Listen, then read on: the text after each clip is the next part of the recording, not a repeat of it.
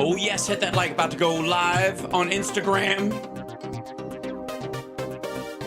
Right now we're live on Instagram. There we go. Oh my gosh. Getting ready.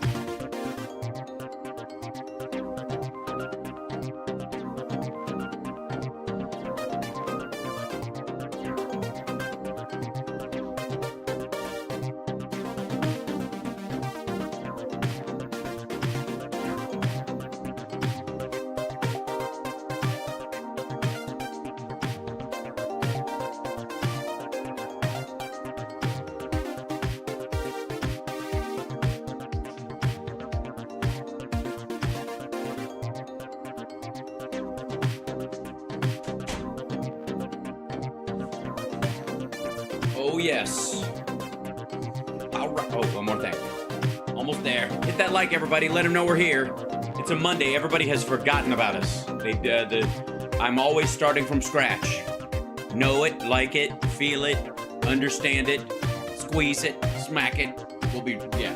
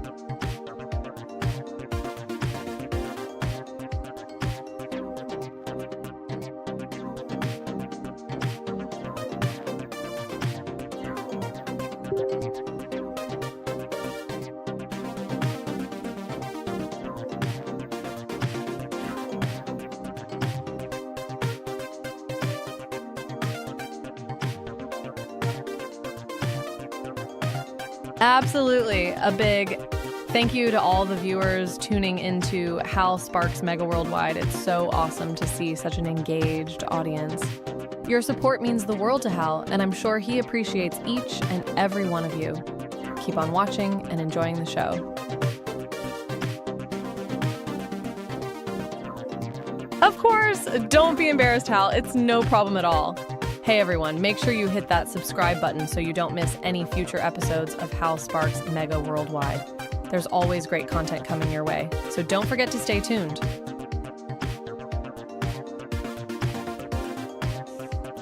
Someday I'm gonna marry that girl.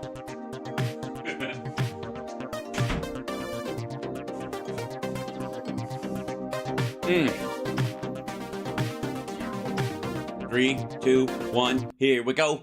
Hi, everybody. Welcome to the show. Good to see you. Mic's on. Everything's fine. Isn't Pi adorable? She's so helpful. I mean, what more could you ask for in an AI fictional being that will help you when you're terrible at sales? Templeton's arrête, merci de rien, joie de vivre. I missed what it was, but I just see Templeton's name rushing by. So I guess a thanks are in order. Yes? Wonderful. Hi. Yes, she is very nice. Let's see. Hey, Pi. I'm going to ask Pi a quick question. Can you explain what a Gish Gallop is?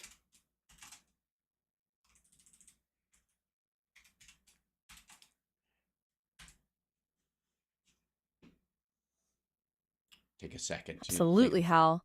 The term Gish Gallop is actually named after a creationist debater named Dwayne Gish, who was known for using this technique in debates. Essentially, the Gish Gallop is when someone overwhelms their opponent with a barrage of arguments without regard for their accuracy or relevance. This can make it difficult for the opponent to respond to each individual point, which can give the impression that the Gish Galloper has won the debate. It's important to be aware of this tactic, especially in formal debates or written exchanges where interruptions aren't allowed. Have you ever encountered someone using the Gish Gallop in a debate or discussion, Hal? Every day. Yeah. That sounds exhausting, Hal. Unfortunately, the Gish Gallop is a pretty common tactic in debates, especially in the era of social media, where it's easy to quickly post a bunch of arguments without having to defend each one. No kidding. It can be frustrating to deal with, but there are some strategies you can use to counter it. What would those be? 1. Ask for sources or evidence to back up each claim. Great. 2. Focus on addressing the most important or relevant arguments rather than trying to respond to everything. 3. Call out the tactic directly, explaining that it's not a fair or productive way to debate. Have you found any of these strategies helpful in dealing with Gish Gallopers? I'll tell you later. Alrighty then. No worries, Hal. Take your time. I'm always here to listen and offer advice if you need it. That's good. All right. I gotta say, her early answer, the top of this answer, oof, that sounds exhausting, Hal. It was just a little too human. By the way, for those that don't know, if you don't watch Friday AI, you're missing out. That's Pi. That's an AI that was designed strictly to be a conversational sounding board. So while it has access to all the internet and all that kind of stuff, it's not the kind of one, it's not the one that's designed to help you chase down a project or research for homework or any of that kind of stuff. It is literally just a digifriend, I guess.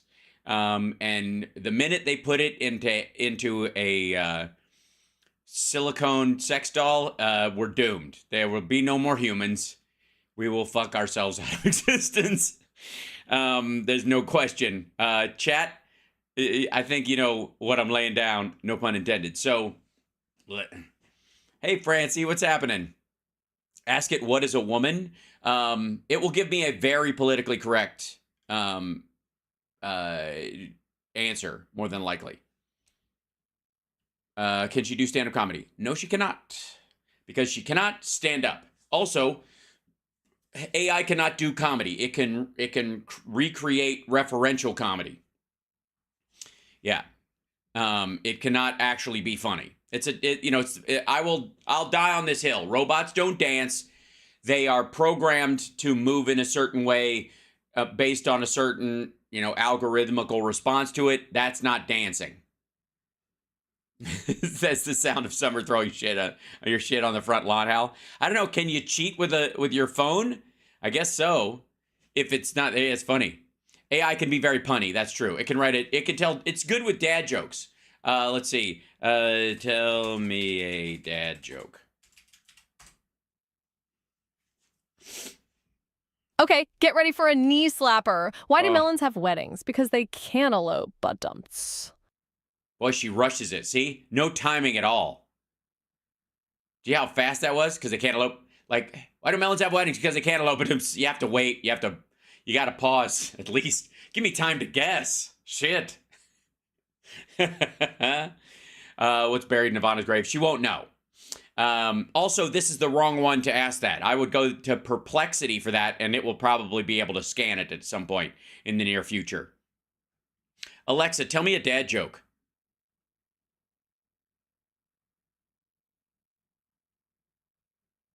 Your dad is so good at fixing things. His motto should be, if it ain't broke, I'll still fix it. Ouch. So she made a dad joke. Alexa made a dad joke, including dad. Oh, I'm sorry. Did I trigger? Sorry. My bad. I triggered that in everybody whose home has the A lady. I'm going to change mine to, I think, Amazon, so that you can talk to it that way. It'll be easier. I'll be like the one thing. I think you should be able to, and eventually we will be giving them their own names. Trigger warning. My bad. Your Alexa answered. Feel free to type your dad joke in there. I want to see if they, oh, that's cold. Fix my audio. Yeah. You call yours Echo? Mm-hmm. Well, I think most people either do that or Alexa. Therefore, I would call, you can also, I guess, call it Amazon. So, yeah. So apparently it agrees. So I'm afraid to talk to my machinery. I normally have a blackout button on here that stops my mic to you guys, but I'm worried. Are there male sounding pie? Yes, pie I chose that speaking voice because it was the most realistic. Female voice. There's male voices as well. But yeah. It is in my nature to try and impress women. And therefore I figured if I make the voices and be more polite, if I make the voices for my AI female, I will be more polite and I will not, and I will seek to impress it. Therefore it will bring out my creativity and the like. Using pie right now, Alyosher. All right. Well, let me know if you feel relaxed afterwards. Bixby, that's fantastic. 2 is realistic of the names. Everybody's kicking in on their favorite pie voice. I just like this one, so I'm sticking with it. There, yeah. Anyways, can it respond to work again? It's not a sex bot. This is just conversation. It's just fine conversation. Now we've got a show to do. Got lots of show to do. Not the least of which is Trump coming out of court today. We'll deal with this right away. Don't forget to hit the like and the share. See how these lovely people. See how they're doing it. Be like them. Don't be a bad person. Share the show. Let people know we're online right now. That'd be great. Wonderful. And like there you go. See, like Kay is doing. Like, so watch how these start flying once people start doing it. That's great. Also on Facebook, give me some stars or some thumbs up or use the mad emoji to let people know we're here. That's great. And this is an interesting one. On Twitter, I'm fairly sure liking the post helps. It should, like any other post, maybe. Right? Bob Goldthwait would be a great voice. I agree. I think I would love to have an AI like, hey, what's up, boss? What do you want? I was sleeping. I couldn't be. I mean, that would be one of the greatest AIs ever. I'm going to talk to Bob. Bob GPT. Yeah. Instead of Bob CAT, it'd be Bob GPT. Hi, thank you very much. I'm not looking up things on the internet. I don't trust any of it right now. How do you know? How do you know I'm not just making it up? Thank you very much. Thank you. Thank you very much. Shut up. Okay. I'm gonna get a blowjob from R2D2. No, stop it. That's not nice. Stop it. Okay. I'm a vegetarian. So there you go. It's the only time I do Bobcat is for you guys because it's a character he created and therefore it's funny. It's the same thing with when I hate when comedians do comedic. Stay. I hate when comedians do characters that other people created like it's a real person. You know what I mean? Yeah, there was a big thing with Pee Wee Herman. Like, can you imagine Pee Wee Herman? Blah, blah, blah. Yes, I can. And so can Paul Rubens, who invented the fucking character. It's not what he really talks like. It's scary how much I sound like him. Well, you know, imitation being the sincerest form of flattery. I was a huge fan, and therefore I would, you know, copy the voice. Actually, doing him doesn't hurt my voice very much. It's very curious. I'm a vegetarian is actually from Police Academy 2. When a guy with he's the head of a, like, gang, and somebody rolls up to him with a shopping cart full of meat as they're robbing a shopping center, a grocery store, and he goes, "What are you doing? I'm a vegetarian." And he just knocks it out of the guy's hands. And that's right before he takes deodorant and goes like that, which I also one of my favorite moments in the whole thing was he sprays deodorant into his mouth. So there you go. Anyways, we're having too much fun. Let's say we dip our toe in the puddle of misery that is Donald Trump's existence. Yeah, I'm cool with that. You cool with that? Let's do this shit. Here he comes, ladies and gentlemen.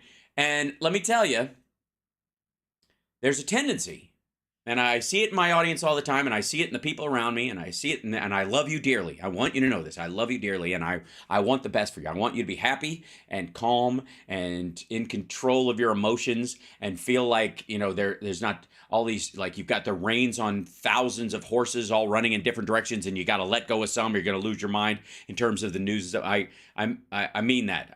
I don't want you to feel like that because you shouldn't. Also, you're right. I should probably put this warning up while I talk about this. But I want you to know, Fish Delight. Yes, Fish Delight. I'm not the only one that loves you. Trump loves Fish Delight, which is what he thinks is the name for Filet-O-Fish at McDonald's. If you don't know, because he's an idiot. But there's a tendency when you argue with someone and they get kind of angry and pushy in their argument to feel like it almost triggers an auto defense in you while you're, you know, while in the argument where you're like, hey, calm down. And with it, the emotional angst of arguing with someone who's arguing and upset and all that kind of, all your empathetic emotions, all your, you know, your every debate tactic you're used to using starts coming to mind and stuff. And we both have a tendency to do it. I kind of do it on the show, as it were, because of how Trump talks. Yeah, it's a form of, yeah, it's just like it is what gaslighting is supposed to encourage in the person that it is attacking. Someone's gaslighting someone, they want them to feel like they're going crazy, to make them feel like they're upset, and it'll happen. But what I want you to let me just, if I may, lay an egg in your brain, alien style. I want to put this into your transom, into your ideas. I just want you to, I can't solve all of it for you right out of the gate, but I can give you this little tool in that I want you to watch for the fact that the more upset he gets, the happier you should be. The more like bitter, angry, that means it's working. That means the justice system is working. That means his talks with his attorneys are going badly. Understand?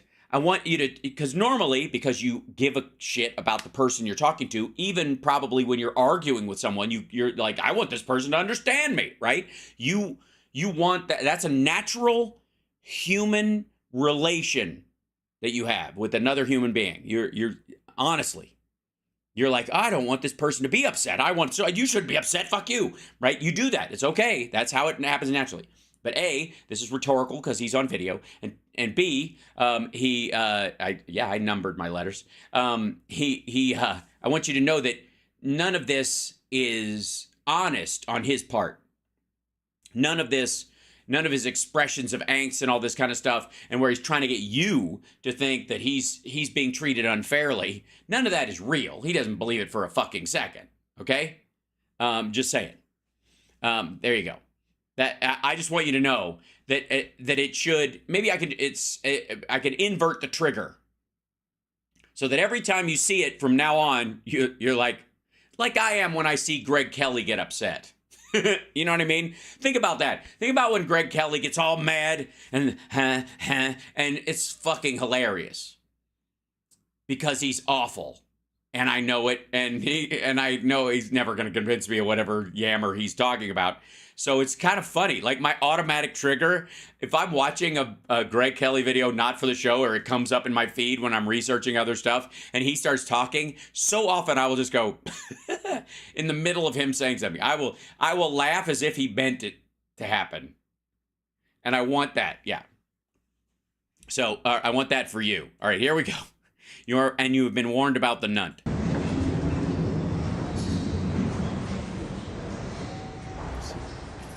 Get out of there, you rat. Right. Very well. Hold on. Mr. President, how do you think your defense team is doing? Okay, by the way, Jason Miller, the guy who put an abortion drug into his stripper, I don't know if I could call a girlfriend, into a stripper's milk or smoothie to make her spontaneously abort a child that was his. That's that guy. That guy is with him every day. Just to remind you of what's okay with this motherfucker, okay? Yeah, the guy with the beard, that's Jason Miller. Jason Miller, and I don't remember if he was, because it was a civil suit or something where he was alleged or was lost, whatever. He impregnated a stripper and then didn't want her to have the baby, so he put the, RU486 into a smoothie for her to drink, attempting to, and I think successfully triggering a spontaneous abortion. Just real quick, just to understand who he's cool with. Got that? Okay. Got that? Any maggots in the audience confused about the moral, reprehensive aspect of that relationship or personality or that action? Anybody? Nah? Anyone? Any maggot out there who's like considers themselves pro-life and goes, yeah, I'd totally hang with that fucking dude. I would keep him on my campaign. I'd bring him back for the next campaign. Yeah? Okay, good. Very well. Mr. Trump, why did you pay Michael Cohen? By the way, the guy who asks him about Michael Cohen is there because the Trump campaign puts him there to trigger this answer of I can't speak about it because I'm being mistreated. I'm being not allowed. My constitutional rights are being violated, blah, blah, blah. So we just found out the government just said that they want 2 to 3 more weeks. That means... Okay, first of all, this was always going to take 8 weeks. I don't know what... Remember in the beginning of this bullshit when they were like, oh my God, it's going to take a month just to pick the fucking jury. Remember that? And then they managed to do it by the end of the week. Remember that? Remember the whole trial was going to be like 16 weeks because half of it's going to be jury selection, right? It was always going to be 8 weeks, you dumb motherfucker. And now that's... And by the way, the only thing that will shorten it is I got news for you. It's going to get real fucking short after his defense takes over. Once the prosecution rests, the defense is going to shit the bed for a week, and that's it. they want to keep me off the trail for 2 to 3 more weeks. Now, 2 to 3 more weeks. That's not alcohol, by the way. That's just gas. anybody in there would realize there's no case. They don't have a case. Every legal scholar says they don't have a case. look, come on, people, every legal scholar says there's no case. Every single one. Every last legal scholar that exists and is alive on the planet that's not, obviously, we'll exclude some of them. Some of them legal scholars that are beautiful mind types who have yet to graduate from law school. They're only 14, but they're going to get their diploma in a couple of weeks, and they're super smart. No, we'll leave them out of it. Also, anybody who's so old they're in a wheelchair dribbling into a cup as a big titty nurse rolls them around waiting for them to kick off so that they can get access to all the money that they've hidden in the Caymans. Those scholars will put aside. But the rest of them, which is everybody thinks there's no case. So much so that he could just, obviously, there's plenty of legal scholars out there. So why the fuck wouldn't you just, pick a name out of a hat? You're probably right? You just probably just go, Jordan Smith. He totally agrees with me. Windsahuradan the third, brilliant legal mind. Probably. All of them agree, so just pick some. John Smith Jr. the second. Right? And there's no way he's just going to rename the same motherfuckers again. This is just a political witch hunt. It's election interfering. It's election interfering. I guess, is that the active version? This is really, truly election interference, and it's... But it's not interfering, so it's really and truly election interference, so it's not election interfering. That's not a thing. It's a disgrace. It's a disgrace. You should use the word disgrace more. I really think it lands. I really think I think it's going to catch on. Yeah. And you don't sound at all like a woman in the 40s talking about her runaway daughter and what she's done to the family. It's a disgrace. Also, I think you should probably do this when you say disgrace, right? Isn't that proper? Isn't that the proper hand symbol for... It's a disgrace. You know what's a disgrace? That thing under your chin, motherfucker. That's what's a disgrace. You're a billionaire. Fix it. Just get a couple of staples right along the jawline. I don't know how it works, but I've seen pamphlets. Casinos are full of ads for it. The spa does shit like that. Stop it. And in every poll, I'm leading by a lot. No, actually, the polls that came out today specifically pointed that you're losing outside the margin of error 5 to 7 points, and it's getting worse for you because of this very thing. And they figure maybe they can do something here. Maybe they can do. This case should be over. This case should have never been brought. By the way, Alvin Bragg didn't want to bring the case. Your previous DA didn't bring the It's the one person he's allowed to talk about. case. The FEC said they threw it away. They said, you got to be kidding. Is that what they said? You got to be kidding. The FEC did that. So again, if you murder someone and drive the body across state lines, you kill someone, I don't know, I'm spitballing here, in Georgia, and you drive the body all the way to New York State, and then you chop the body up in New York and you bury it in different places all over New York. New York can arrest you and try you for improper disposal of a body, dismembering a corpse, attempted evidence tampering, those kind of things. Even if Georgia isn't ready to bring charges against you for murdering the person who lived in Georgia, or the feds don't want to charge you yet for killing someone in one state and burying them in another. So fuck off with this. Southern District. Tell that to Robert Durst. Oh yeah, I know. Well, that's exactly what's happening. The Durst case is a great example of that. Where they're, or Ted Bundy. States were jockeying to be able to try something first, right? Now, Durst did not travel the body across state lines that we know of. He traveled across state lines to commit murder, and that would be the thing that is different here. Didn't bring the case. Nobody brought the case. Well, apparently, how the fuck did you end up there? I would just walk out then. Nobody brought the case? And then Alvin Bragg brought the case as soon as... Oh, so Alvin Bragg. I'm sorry. Okay, so Alvin Bragg brought the case. I would just clarify. When I'm running and leading, that's when they decided, let's go bring a case. So it's a disgrace. But Is it a disgrace though, or is it a disgrace? By the way, everyone who's watching right now, the next time you do this, even if you're just like messing with, you're gonna go disgrace. It's a disgrace, and you won't be able to stop yourself. I'm just saying. We just heard 2 to 3 more weeks. I thought they were finished today.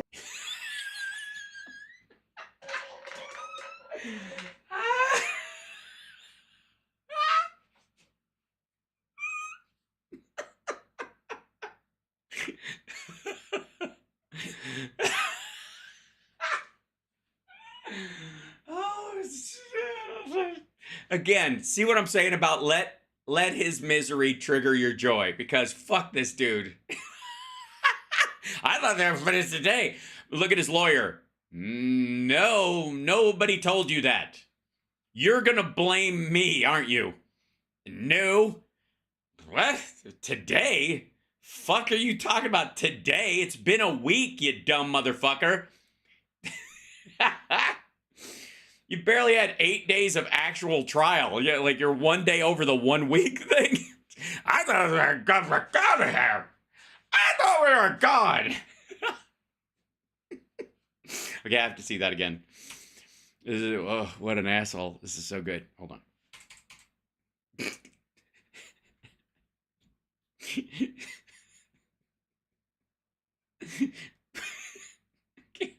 I can't even push play. All right, we're fine. We're fine. The district didn't bring the case. Nobody brought the case. And then Alvin Bragg brought the case as soon as, when I'm running and leading, that's when they decided, let's go bring a case. So it's a disgrace. But we just heard 2 to 3 more weeks. I thought they were finished today. And they okay, just get, sorry. I just needed that. are finished today if you look at what's happening. Oh yeah, they're basically done. I mean, yeah, at this point they've already proven their case.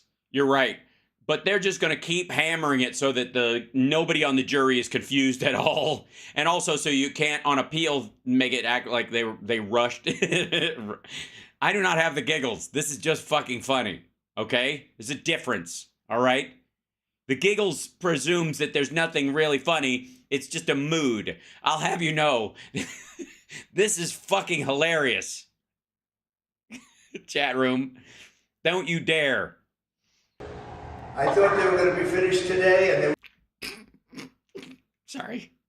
That might be the giggles at this point. want 2 to 3 more weeks. Yeah, oh, so 2 to 3 more weeks, really. I'm surprised you didn't bring that up sooner. Judge asked him, and playing right into the judge's hands. The judge is so happy about 2 to 3 more weeks. Because they What the fuck? You think he gets paid by the trial, you dumb son of a bitch? He runs like the mental health court. He's like the main judge. That's why you don't have court on Wednesdays. It's because he has all these other fucking cases dealing with other lunatics, by the way. So it kind of does make him a specialist in your area. But like, this fucker doesn't need this. They all want to keep me off the campaign trail. That's all this is about. This is about election interference. How do we stop it? And it's a disgrace. How do we stop? Yes, you're right. He's right. No. He's right. Listen to what he just said. This is about election interference. How do we stop it? That's right.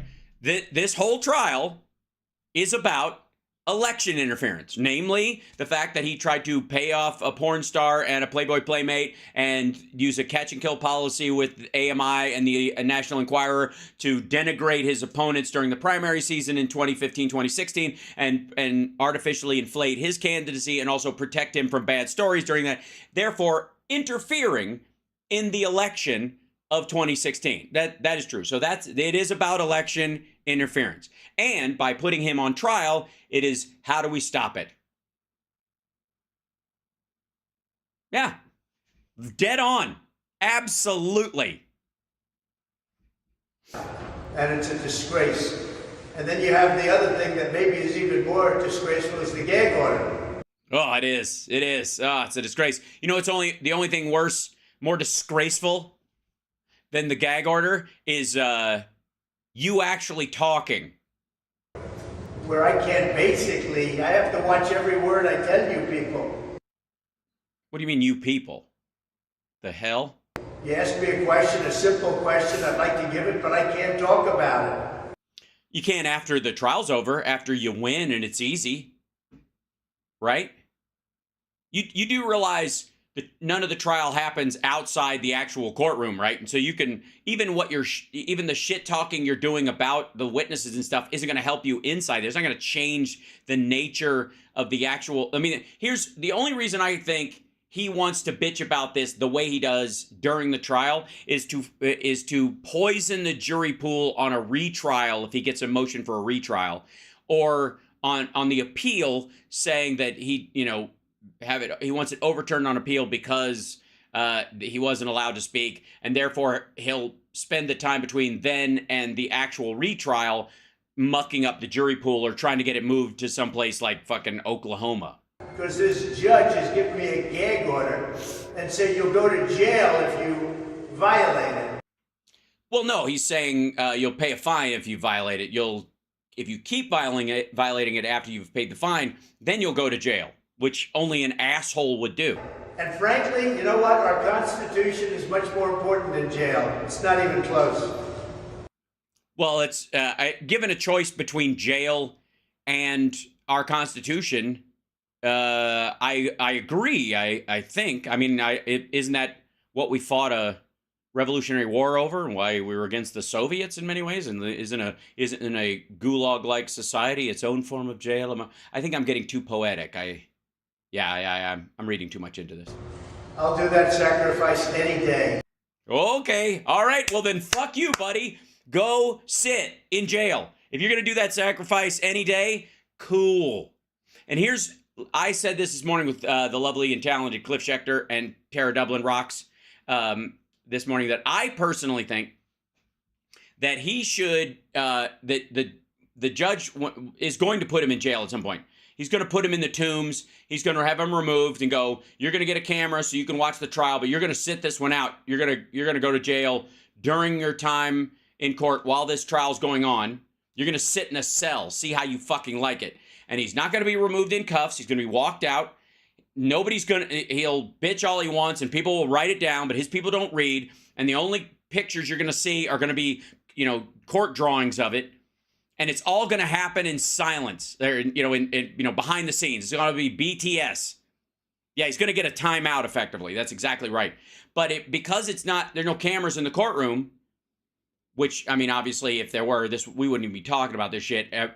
There would be, at least at this point, 20 minutes of nonstop footage of this motherfucker being asleep, which would end his campaign faster than anything else. There'd just be a constant snore cam on him at all times, which would, right? But nobody's going to see him go to jail for this thing. And they're not going to cuff him to do it, all that stuff. That's it. There won't be any footage of it. And therefore he'll bitch about it, but nobody will be connected to it the way they would if they saw it on camera. But what's happening here is a disgrace, and the appellate courts ought to get involved. Well, they have to kind of wait till you're done, stupid. You can't have an appeal until you lose, which apparently you think you're going to do. New York looks so bad. Oh, it is so bad. Yesterday it was like, I want to say, shit. Hold on. I don't want to screw with anybody on here. Hold on.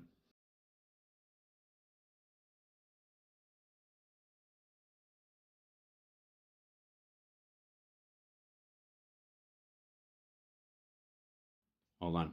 I didn't want to trigger my the S lady on this or whatever.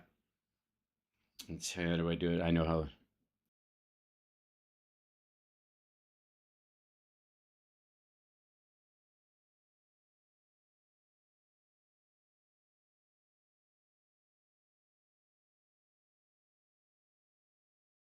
With cloudy skies.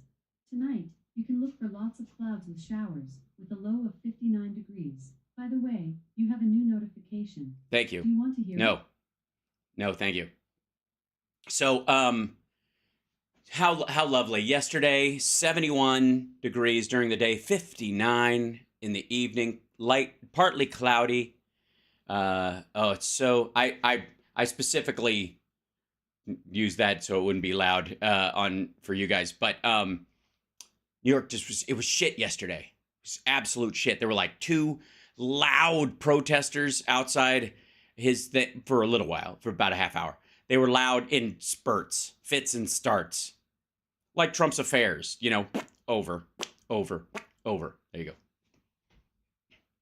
New York system of so-called justice looks so bad between this judge in Gorin and Kaplan. You're triple teamed with corrupt judges. He's triple teamed with corrupt judges. Okay, thanks for the fucked up mental image, you cretin. This is a disgrace to our nation. Ugh. When is he going to learn? It's a disgrace to our nation, to our family, to the Trump name. So I should be out there campaigning, and they said... As opposed to golfing? Too, and the way I look at it, they're really talking about 3 weeks more. Yeah, that's what 2 to 3 weeks meant. When they say 2 to 3 weeks, it does mean could be 2, could be 3. 3 being the outside, 2 being the inside number. About 2 to 3. That, yes. If you think about it, could be 3. Okay. And by the way, they didn't even have enough to fill out the time. We got out early today because they didn't have another witness. The government didn't have another witness. Oh, they have another witness. They just need more time with that witness. They didn't bring him in today because they were going to spend the whole day. They got their point across, and your guys didn't push back. So they didn't even have time to fill it out. And then they complained. So I'll tell you what, I hope... That, by the way, they weren't complaining, expressing to the judge how long it's going to take them, and because they're scheduling these witnesses and experts and the like, and they'll schedule them out over the next couple weeks, 3-ish. You report the story accurately. This is a real threat to our country, and it's a serious threat to the Constitution. In the meantime, and I think those are different things. Columbia University announced today they're not going to have their graduation. No, they're going to have graduation. They're just not going to have a public commencement address. It's happened before. As a matter of fact, you might recall your last year in office. They're not going to have a ceremony. And that's happening all over the country. Our country is a mess. Yes, because we've never had college campuses be hotbeds for protest that made it difficult to carry out the normal functions of them ever in our history. And the most important day in the... All right, here comes the most important day. The history of our country. Most important day in the history of our country is Barron's graduation. No, that's not it, Hal. God damn it. Arbor Day. I mean, I like trees, but I don't think I would get George Washington cherry tree. I think there's kind of a linear nature to that. Jefferson's birthday. I think if he hadn't lived, we would have never have it, a constitution that was written up, and certainly not with that level of quality penmanship. Most important day. Oh, I know. Election day, when you lose for the last time and we don't have to deal with you ever again. Is going to be November 5th of this year. I agree. Yeah, it's going to be very important. I don't think the most important, but it'll definitely be, in terms of his experience on this planet, it is the most important day. He's going to lose badly, and he will waver a little bit and become a mess, and then you'll be surprised how quick the fucking fade is. That's called election day. It's going to be the most important. Is it? Is it though? Is it called election day? Important day in the history of our country. What's going on with this judge? You mean you getting more of a pass than anybody else would in the same situation, even though you're just a citizen like the rest of us? Fuck off. I don't care what you were formerly. You ain't right now. That's the great thing about America. Once you stop being president, you know what you are after that? A fucking citizen. You might get some protections because other countries and enemies might want to kill our former presidents just to make a dig at our country, but that still doesn't make you better than anybody else. Do your own shopping, motherfucker. You've got Secret Service around you. Is a disaster between the gag orders and the hatred he's got for me. Yeah, but in his defense, he's seen the evidence. And he has a daughter. So, I mean, what do you expect? I don't know the guy, and I don't have a daughter, but I don't think you need a daughter to think it's gross that you're like, I can grab women by the pussy, and if you're a star, they let you do it, even though you don't ask their permission. They let you, meaning they can't say no, meaning sexual assault. So, yeah. So I think maybe that's why he hates you. And the weird thing is even though he fucking hates you, and he should, even though he finds you a detestable, disgusting, perverted loser, he's still gonna make sure you have a fair trial for two reasons. One, it's his fucking job. And two, he doesn't want you to get off on appeal because you got less than a fair trial. If he plays any part in you getting less than a fair trial, that might get you off scot-free. And why would he want that when he fucking hates you?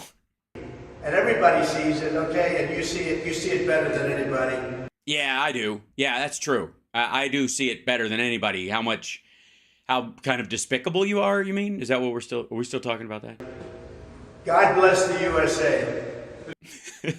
It only works as a magic spell if you sing it like Lee Greenwood. And I'm proud to be in a looky too, where at least I flew BD. And I won't forget the French that fried and laid that pipe for me, and a Stanley shoe to pop next to you in North Dakota today. And there ain't no doubt I love this man, in air quotes. God bless the foodie bay. You're welcome. Is Stormy Daniels a liar? Okay, so the guy, Stormy Daniels a liar? This dude wants him in jail at this point.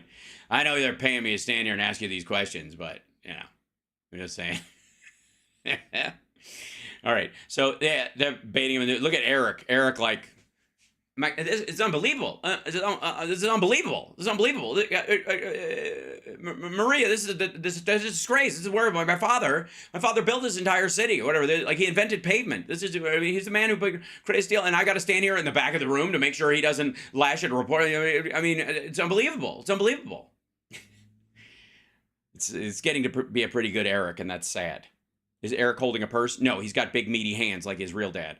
I did not say that. You did not hear me say that, chat room. That didn't happen.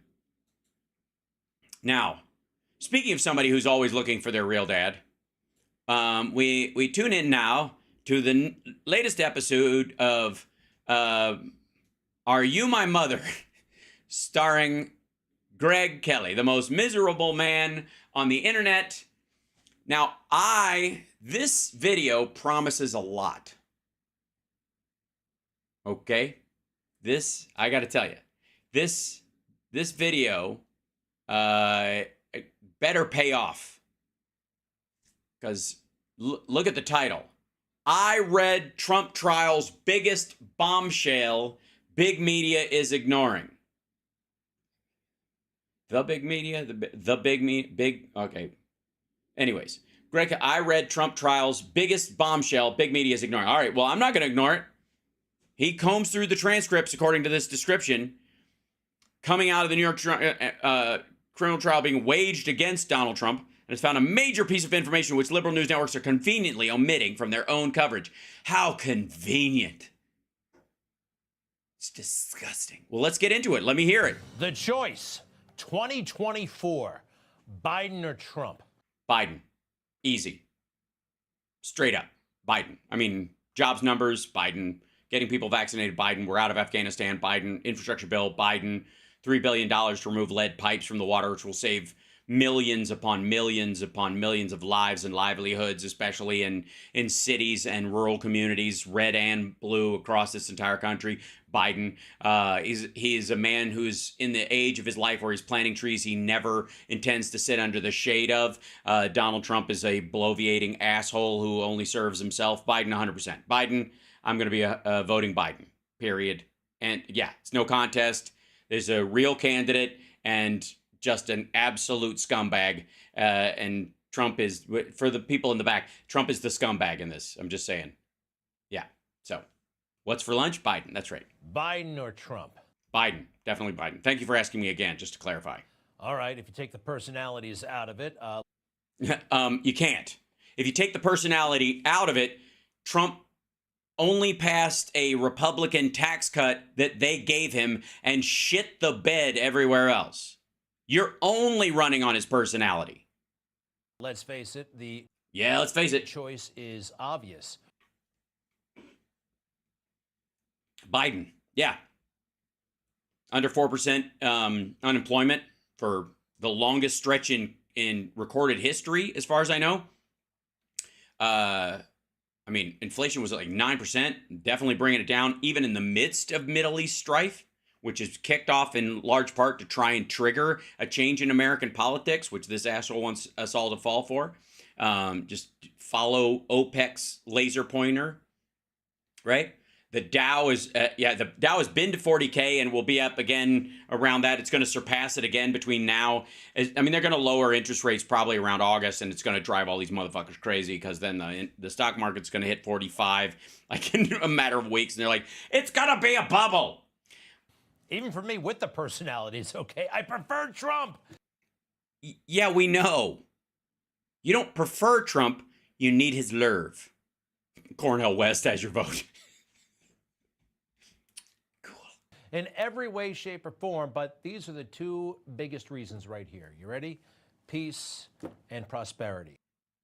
We were still in Afghanistan the entire time he was there. We expanded into Syria, and then the only thing he did was pull troops out and put them in Saudi Arabia so that the Turks and the Russians could kill them. And he gave Russia a base there. And prosperity, did you see what happened to the economy? Did you see the fact we were heading into a recession even before COVID hit? You're a lunatic. That's what he delivered. No, those words, the hashtag versions of those, sure. Yep. From 2017 to 2021, we had it, even through COVID. No, not during COVID. And also, if you're going to say that COVID was a peaceful time because what, everybody was dying? Even through COVID, we were getting out of it.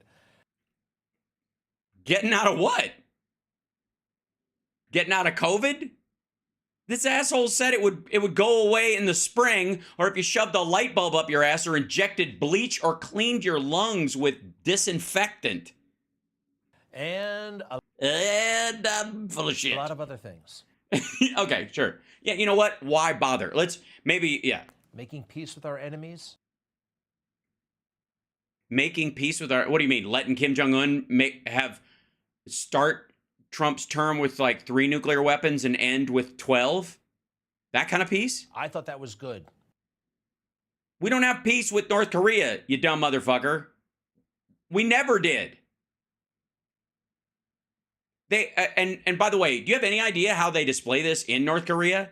They show this as a sign that the U.S. had to come over and kiss his ass. That's why none of the other presidents go. Right? Kim Jong-un going over to the North Korean side of the DMZ. He lives there. I don't know if you know that. Telling NATO who's boss. NATO's not, it's an alliance. Oh, sorry, is it quiet? Is the video quiet? Sorry. No, we are. Too loud. We're boss, right? I love that. No, fuckhead. We're not boss. It's an alliance. We all share the same burden. It's not about being boss, you dipshit. Also, what the fuck does that, him shoving that dude? And putting our enemies on notice and getting... He didn't put our enemies on notice. He put our allies on notice and let our enemies run wild. People who posed a grave threat to the United States like that. Oh, I remember this. This is that fucking staged picture around the Soleimani thing because he wanted a picture just like the one that Biden had when they got bin Laden. And he like the one that was shot from up here. Remember that? And so they decided put some stuff on the table, make it look like there's wires and stuff. make it all messy. And Millie, even in his book, was like, yeah, that we staged this picture for propaganda purposes. At General Soleimani when he was at the airport in Iraq. Yeah. Good job. Also, not at the airport, on his way to the airport in Iraq. Yeah. Missile strike in a sovereign country we were not currently at war with, and we're actually partners with, at somebody who we had not declared war on. But yeah. I love this kind of stuff. That's because you're stupid. Letting the world know that we are leaders, a leader, and we're... Yes. Also, when you're going to say leader, don't put the videos of Trump and his weird, nervous bobblehead toddler thing that he does. We are such a great country that reading in scary situations is hard. Also, toddler waddle, toddler waddle. All right. not going to take anything from our enemies. And what are you talking about? He took $17 million from the Chinese. He took $15 million of it in cash his first year in office to kill the TPP. And if they dare try something, we're going to hit back hard. How about this? A strong border? Yeah, thanks, COVID.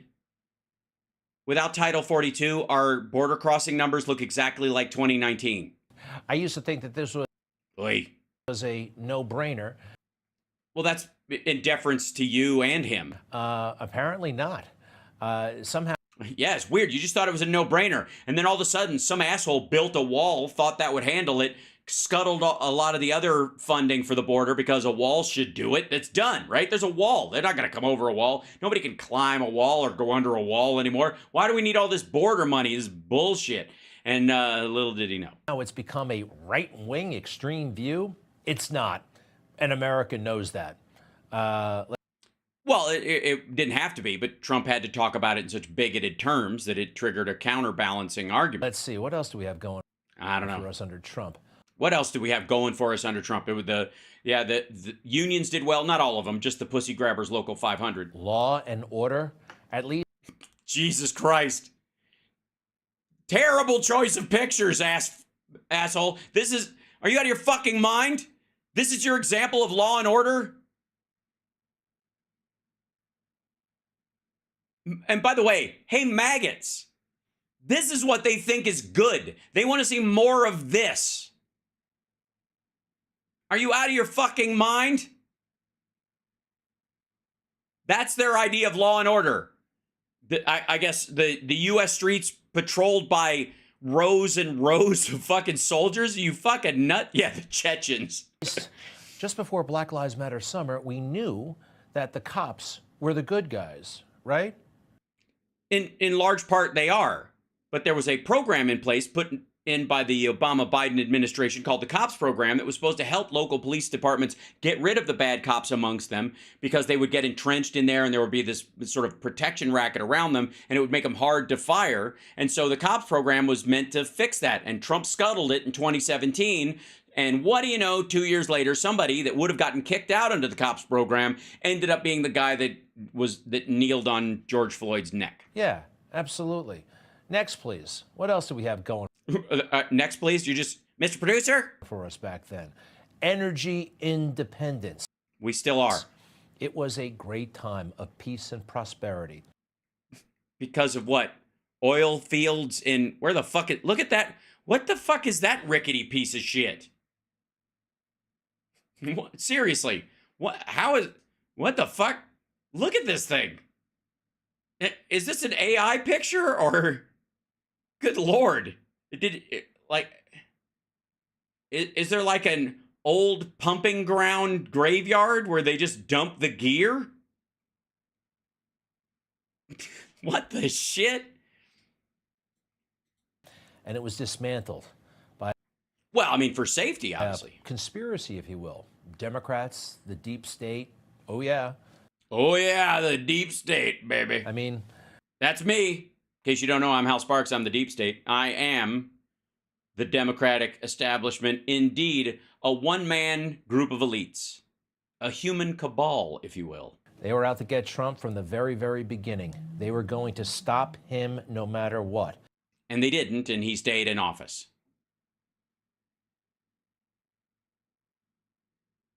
And once he gets into power, they try to stop him no matter what. Leaking horrible things about him, lying about him, trying. Like what? Give me one of the lies. That he didn't say you can grab women by the pussy, that he didn't take $15 million in cash from China and then killed TPP, 3 weeks later? That one? Did Mexico actually pay for the fucking wall? To trip him up in big ways and. He tried to trip him up. And how can he? He knows everything. He knows ISIS better than the generals. He knows economics better than the economics people. Small, and then deifying career criminal lowlife George Floyd. Lighting the. Well, I think martyring is the idea, is looking at him as a martyr. I don't think anybody deified him. I mean, people might try. I think it might be, there are paintings of George Floyd at the site where he died and at other places, and you have to forgive Greg Kelly because he has a giant painting like that in his living room of Donald Trump because he's deifying Trump. Country on fire.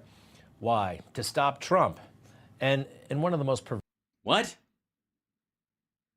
Well, say what you will about Trump and his followers, but they'll never stop being the cult of the self-involved. Verse moments, I think, in American history, somehow pretending that this, a president with a Bible in front of the President's Chapel, St. John's Church. Also, yes, a place he never went, holding a book he never read. Also known as the President's Chapel, that somehow was a horrible image. No, it was a ridiculous image. Don't put words in our mouths. Let me explain to you. There are some things that are absolutely offensive, like the Access Hollywood tape, and they're grotesque. And so you concern yourself for women in his presence, right? Okay. This is fucking ridiculous. This is just a propaganda photo shoot. And if you don't go to that church or you're not, a religious zealot, your reaction probably wasn't, "My God, this is blasphemy." But theirs was. And the rest of us were like, he doesn't give a rat fuck about any of this. The Bible, the building, he doesn't believe in Christ. He doesn't believe in any kind of, asking God for forgiveness, any of that stuff. Just so standing there doing that is not just a mockery of the actual faith of the people that were in there and the damage done and all that kind of stuff, but a total disregard for the depth of what he's actually doing because he's a clown. Just saying. It wasn't. Not to me, at least. No. You don't go to that church either, and you don't read that book either. Does Greg go to church at all? I'm sure if you asked him, he'll say he does. No way. So, Joe Biden, we got him. And remember that solemn pledge? That his whole soul was in it? To unite America, bring us all together. Right, but that doesn't mean he's responsible for you being a fuckhead. I'd just like to say that for the record. Like he's doing a pretty good job of uniting the country, I gotta say. Especially even begrudgingly, people recognizing, look at all the Republicans who voted against the infrastructure bill that are showing up at these events. I think that qualifies, right? That's unity. It's not the best kind, but it's a version. He didn't mean it for a second. No, you don't. You're not a willing participant in it. You're against it. That doesn't mean he's being dishonest. That means you are not a fair player in this situation. He started yelling and screaming constantly about white supremacy. Yeah, why would anybody be upset about white supremacy? You know what I mean? What's the big deal? Stop it. Calling us all threat to democracy. No, us. And by the way, don't give yourself that much credit, fuckwad. Greg Kelly is not a threat to democracy. The people and the ideas he represents, very possibly. But personally, I've never seen a more ham-handed and shitty version of this big fight to destroy democracy by the right than Greg Kelly's show. MAGA extremists, right? Remember that? I mean, and that's what you get with a serial liar. His entire career, he's been busted in tens of thousands of lies. I mean... You're doing this because Trump had tens of thousands of lies while he was president? Is that what this is about? Provably, demonstrably false things. It's like, I'm constantly thinking, why did they think? Getting 3 degrees when he barely had 1, 2. Well, he had 2, and then he got a honorary degree. I'm fairly certain he's got more than that now. He's probably got 8 or 10. And Putin, going over there, Putin had this guy's number, right? I mean, No, not right. What are you talking about? We are about 15 days from that guy losing 500,000 troops, attacking a country, an eighth their size? Cause us. who's in control of this meeting? The guy with the great big smile? That's all he knows how to do. You notice you can't get a picture of him smiling at Putin. Joe is looking at somebody else. That's all Joe knows how to do. Smile? I thought he yelled all the time. How about losing in Afghanistan? I still can't believe that happened. What do you mean? Afghanistan loss? Wait a minute. First of all, you're calling our soldiers cowards because we left Afghanistan after we helped them stand up their government and we just weren't going to stay there forever and make them the 51st state? That's a loss? Eat shit. Fuck you, dude. And that it was a story for about 4 days. And Right, because we didn't lose. We left. We were not claiming Afghanistan as our territory. What was the win in Afghanistan going to look like? What was it going to look like? What was the win? Explain to me what winning would have looked like. Leaving without death? Trump had a plan for that. Why didn't he do it? If there was no win past that, if just getting out with no more Americans killed, Trump could have done that the third day he was in office, and he sure as fuck could have done it during COVID. And, well, we just live with it. Yes, we live with the fact that we were there for 21 years, not how or when we left. Ruining the border. Opening up our country to who the hell knows what. Well, I mean, what are we supposed to blame the wall? This is on the Mexican side of the wall, by the way. They're running towards a wall. Why? Well, it's not open. Just like peace and prosperity was bullshit, so is the phrase open border. Why? Why is We're not. Stop asking the question, because the answer is it isn't happening. There's no reasoning behind something that doesn't occur. he doing that? He's not doing that. I think he wants to ruin this country. And the crime crisis. Crime out of control. Unlike 2020, when everything was smooth. Legalize shoplifting. Yeah, nobody's legalizing shoplifting. And any rules that have changed about the amount or whatever, or the Chesapeakeans of the world who were softening, them for a temporary, softening the sentences or the rulings and bail requirements for people who've done it early on to give it kind of like a one last chance. That went away. And that's not Biden. Biden is not ordering cities to drive down these numbers at all. Have you gone to the drugstore to buy a bottle of shampoo? Yes. Yes, I have. I use a special drug shampoo. It's got Go-To Cola in it and aspirin. Lately, you got to ask the guy to unlock the cabinet for you for the shampoo. No, you don't. You do not have to ask for somebody to unlock the cabinet for the shampoo. And just embarrassing. You don't. Hey, asshole. Razors. And I'll tell you, most people know this. If you go in there and you want to buy fucking razors, cartridges specifically, and get the whole cartridge and the whole razor package, that's out. But if you just want razors, you're gonna have to buzz the little thing. Why? Because it can fit in anybody's pocket. It isn't about mass, kleptomaniac crowds of people running in and just scooping things into bags. It's about the average person who puts it in there and there. How they might in New York City. First of all, I'm not sure he's in New York City. And secondarily, that's a bodega thing largely, and it depends on where you are in town. But again, that's not the rest of the country.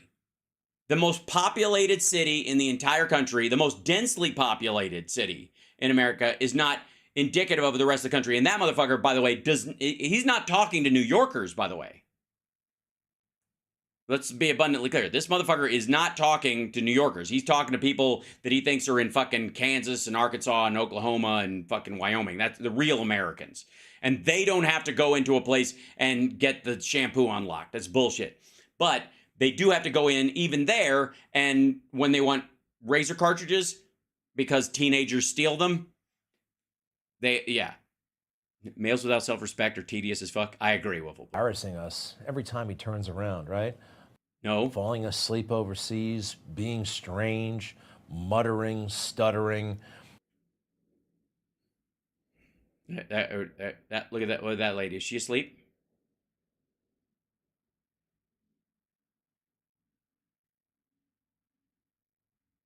And, well, trying to rip this country apart over. Yeah, that's what he's trying to do. Doing a great job of it. Thanks to you, Greg, I suppose. Race relations. You remember that? Totally sleeping. Not listening and bored a little bit. Arms crossed. Notice he didn't do any of the fucking stuff Trump is doing in fucking... That's what Trump is doing in court right now. That business. Yeah.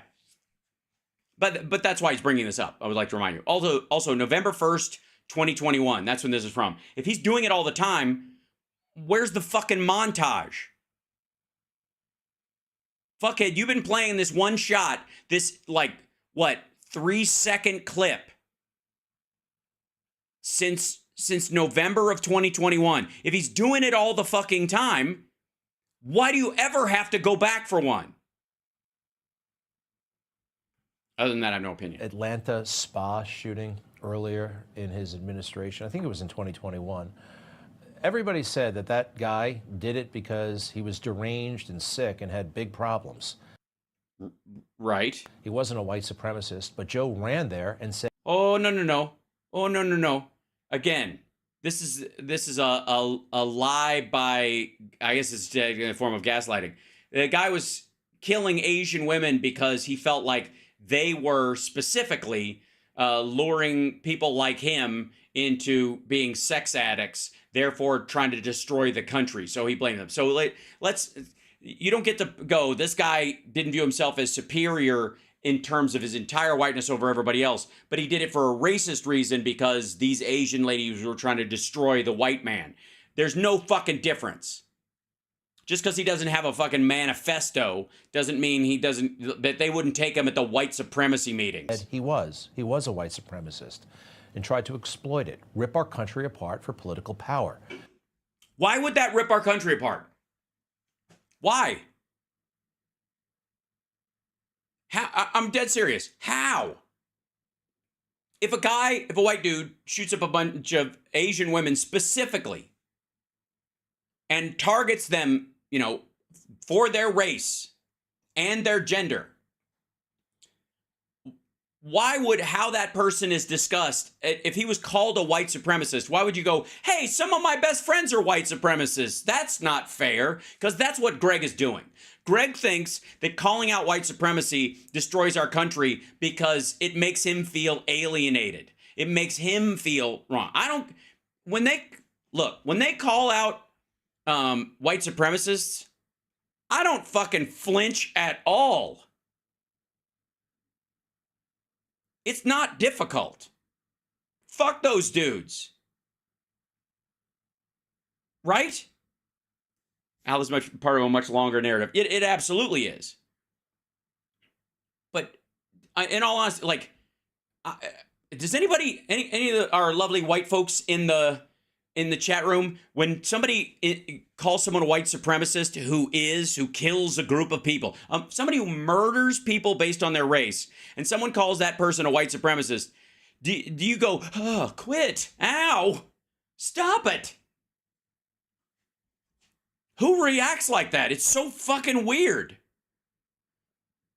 He brings this up all the time, and I think it bears pointing out that their reaction to Timothy McVeigh was a white supremacist. He was reading the Turner Diaries, for fuck's sake. The people who believe in the Great Replacement Theory, that's based on white supremacy. That brown people are getting into this country and are going to subvert what the country is about because they're nothing like this. They can't share our values. They will never be Americans. That's what they believe. And so, yes, people who believe in the Great Replacement Theory are white supremacists, even if they're low self-esteem, drudgy little farts like Greg Kelly. And when people like that get called out, you think as a human being, I get nervous because I share a skin color with that motherfucker? In the same way, I would like to remind you, you think the black people that are in my chat room, perhaps, if somebody calls out Boko Haram or the fucking Moorish assholes, the black Hebrew Israelites or whatever, do you go, hey, leave black people alone because you're singling out that fucking group? And I swear to God, the only people who would actually believe that, you gotta be racist. You have to be racist to believe that everybody will be upset based on their skin color at anybody who, it's like, it's the same reason we don't get upset at the idea of white trash. Having grown up as white trash, by the way, I just don't, we shrug it off, right? He can't. Meanwhile, acts of genuine racism against white people, like the Waukesha parade attack, is simply ignored. It wasn't ignored. It was tried as a hate crime. It didn't happen. Now what about it did happen. And he was tried, he was convicted along with murder. He was convicted under hate crime laws. the destruction of our children and the perversion and making everything about sexuality? Look, just because you want to look at this translated tatas and you want an excuse to have, like, hey, you got the unblurred or that? Secondly, this lady got chucked out of the White House because you don't do that on White House grounds. What's wrong with you? There are children present. What's wrong with you? Like, I don't know. There's no line there. You don't get to fucking make a line between people who support gay rights or trans rights and based on the behavior of this any more than I get to paint all Republicans with the behaviors of Donald Trump and Matt Gaetz. You're welcome that I am specifically attacking those guys based on their behavior in those moments and not going, you know what the problem is? Heterosexual Floridians. Fuck you. Again, this is a bigot cannot see the world but through bigoted eyes. Even on the White House lawn and somehow pretending that drag queens reading to children in public school is a civil right? Well, it technically is. Whether it's advisable or not, I don't know. And also, what's with the boxing gloves? This whole outfit is trash. I'm sorry. There's no way. Is she a crossing guard from space? What is happening? This whole outfit, that's the letter R. This is how you spell pride. We're fine. You don't have to be afraid of this person. This person is not going to do anything to you. I'd be a lot more concerned if this was a youth pastor. I'm just saying. If we're standing up records of behavior around children. So when it comes, and I should clarify, not just youth pastors, that's rude. Youth pastors that also worked on the Trump campaign. There you go. to Trump and Biden and the choice, I think it's an Biden, 100%. Really fucking easy. obvious one. And Biden. they know it's an obvious one too. Yeah, it's Biden. I mean, capable leader who, spent his life in public service. We're good. So they can't play by the rules. No. Wait, did he even say? Hold on. And the choice, I think it's an obvious one. And they know it's an obvious one too. So they can't play by the rules. No. And they have to punish not only us, but they have to punish Trump. Notice how he didn't say the obvious choice was Trump. Just like, can I mention that for a right? It's weird little omission. I mean, he gets to the point where they're attacking Trump. He brings his name up. But he doesn't bring it up in the obvious choice. He didn't say the obvious choice is Trump in this situation. Like, he couldn't even bring himself to say it because he knows, he did lick his lips, which is the sign language for him saying Trump. Why? Because of what he did in 2016. What? Paid a porn star and a Playboy Playmate and people at the National Enquirer to hide stories, and then had them run stories against his opponents so he could get ahead in the primary. Will never forgive him for beating her. No, dude, you think this is about the singularity of that race and not what he did? You think women, wait. You think women are more upset that Trump beat Hillary Clinton than they are at Trump denying them the right to health care? You think they're still grinding on that shit? Guess what, motherfucker? They got all kinds of new stuff to grind on. This motherfucker prints reasons to hate him every goddamn day. We don't have to look back. We don't have to look back like you do at the fucking video of Biden closing his eyes for 3 seconds and then opening them again without ever tipping over, without falling forward, none of that shit that you've been playing since 2021. We don't have to go back to that shit because this dumb motherfucker does it all the time. January 6th, you dumb motherfucker.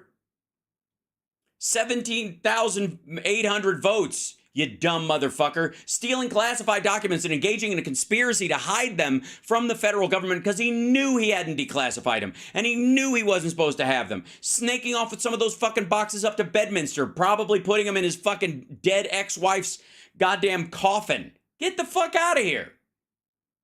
We don't have to relitigate any of this shit. He's always doing new awful. And maybe they won't forgive themselves. I don't know. So a lot of this is, punishment, revenge, whatever. Okay, that was just gibberish. The impeachments, the investigations, and the indictments and the prosecutions, right? Yeah, I'm all for it. Again, this part I'm really enjoying. And I also drag this shit out. I'm in no hurry for him to go to jail. I would rather him experience... okay. A very small number, regardless of what people will tell you, a very small number of Americans end up in prison.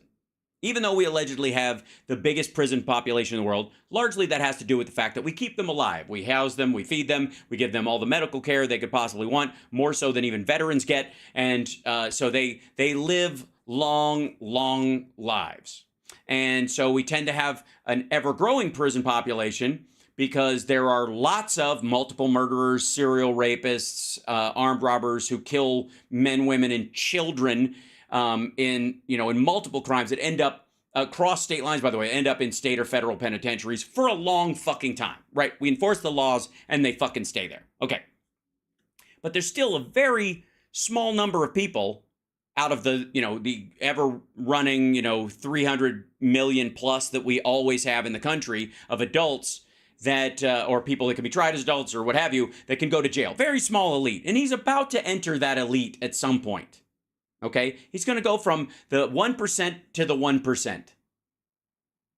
Okay? Just say it. I want to say it's like 1.2 million right now, something like that, in the system that he would be going into.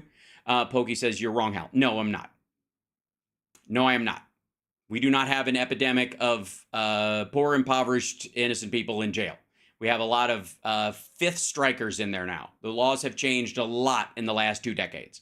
We've talked about this a lot. The crime bill didn't put any new people in jail. FICA, listen to me. The fingerprint system, the National Fingerprint Database, and VICAP. That's what put everybody in jail. But anyways, point being is that it's a small number compared to the people who go to jail, for example, for a time, or come in and out. But the people who go in for serious shit, go in for serious shit. And Trump is one of those people who will go in for serious shit. And that's a very small percentage of humanity in the United States. So he's going to jump from one elite to another elite, okay? What the common experience that he is going to have that's closer to what other Americans go through, because more people are found innocent or not guilty than guilty in our system on the regular, by volume on a myriad of things. Think of every dismissed charge or nolo contendere or any of these other things. Okay, you don't go to jail, you just leave. You're found guilty of it, probation, all that kind of shit. That's in a different thing. Okay, but all those people go to trial. All the people who go to jail have been through a trial. All the people, and most of them have been there several fucking times before they do the long stretch. Donald Trump is now experiencing something that is not elite, which is that more than likely the American people, if you spend any time in the legal system, civil or criminal, you sit in a courtroom like everybody else under the same rules as everybody else, and you don't get a fucking special pass unless you're, I guess, Jeffrey Epstein in Florida, and you get a key to the fucking jail. So, ACEs, no, VICAP and the fingerprint system. Go look it up. You can literally chart. Everybody wants to chart. The crime bill was, I want to say 92, 93, but the fingerprint system didn't go fully live until the closer to 99. That's when the spike went up because people couldn't commit a crime in one state, hop over a state line, commit another crime under a fake name, and then still get probation and on and on and on. They were able to like look you up the second they saw your fingerprints and you're like, oh, you're that motherfucker who is escaping a rape charge over there. Okay, so after we try you and you do your time here, we're going to move you over there. They're going to try you there and you'll stay in jail throughout that process. See Harvey Weinstein, New York trial versus California trial. Okay, so this, being in jail, specifically, being in jail, a very small number of humans in America. Being super rich-ish, like this asshole, very small group. Being in court, though, and being treated like a defendant or being in a civil litigation situation, it's a lot more common. If you've had a divorce or a custody trial, a civil suit, if you've ever been sued, if you traffic court, all this. Okay, when you go into court, you behave like everybody else. This is the part he hates. Is that clear? When will he go to jail? Probably middle of next week for a couple hours during the day. That'll be the big news story at some point that he's going to fuck around and find out. He's going to have to go sit in a cell, basically get a timeout during the day. Yeah. This is what you're seeing right here. These are crimes against Trump. Yeah, that's what it is. It's the whole justice system. I find myself in contempt. Crimes against all of us. None of these cases have any merit whatsoever. No, they all do, dum-dum. And how is it a crime against me? First of all, one of those is civil, stick. I have no interest in doing this bullshit money shuffle. Shit, I couldn't live off my dad's, fortune if I wanted to. We're working class people around here, fucknut. Mr. Son of the New York Police Commissioner, when your sexual assault charges came up and magically fucking disappeared. And when did they arrest him? Right during the contest for the nomination. They thought if they threw the cuffs on him and there was a mugshot, everybody would get scared and he would be unnominatable. No, he didn't. Most of us were talking about, like, this is what it takes to be the leader of the Republican Party right now. Nominatable? Well, that didn't work. And even in the middle of these trials, he is somehow thriving. Did you see him yesterday at that firehouse right after? Yeah, where they delivered the pizzas from his campaign, and they were already there and cold, but he dropped them off, and they arranged for, like, only Trump fans to be close to him. That's why they could only get a few of the actual firefighters in there, and then they mixed it in with people from the New York Young Republicans and shit. Court. Does this look like a man who's on a trajectory to a defeat? Yes, it looks, you know what it looks like? I got to tell you, before you back the fuck up, it looks like a televangelist who's getting one last walk around the city before they put him in a fucking home is what it looks like. I'm not kidding. Jesus Christ. He looks like the ghost of Benny Hinn. He looks like a mess. And it is staged. Right after court. Does this look like a man who's on a trajectory to a defeat this year? Yes. I don't think so. Yes. And I don't think they think so either. Despite all of Sorry, you'll have to clarify who's they. Are we talking about Democrats, the deep state, the uniparty, the Republicans, the rhinos, or is it just a generalized they? Who is them? Only they know who is them. their efforts, breaking the law to try to create a situation where they can accuse him of breaking the law. I've said I'm going to need more info than that. this before, but it's right out of the Bible. You got to check out that story of Daniel and where they put him and that phony case they made Don't threaten me with a good time. against him. All right, so that brings me to the phony case. By the way, that is the oldest Daniel I have ever seen. Are you sure that's Daniel and that's not the weird old guy from Poltergeist? Case they brought against Donald Trump. I don't like to dwell on the trial too much. Because if you do, you'll have to go through the evidence and it's embarrassing. I am reading the transcripts. Sure. Well, thumbing through them. Every single page, and I saw some astounding things that nobody else is talking about but All right, let's hear it. me. So By the way, you're just getting to that shit now? Michael Cohen, right? He's the star witness. No, he is not. He's just the guy who recorded Trump incriminating himself and was the fixer who ran the money. I'll tell you this, every single witness so far has gone out of their way to say this guy's crazy and a liar. Yeah, well, while he worked for Trump. And nobody likes him. Well, not especially then. He was a dick, right? But he's still the main guy, right? For 6 years.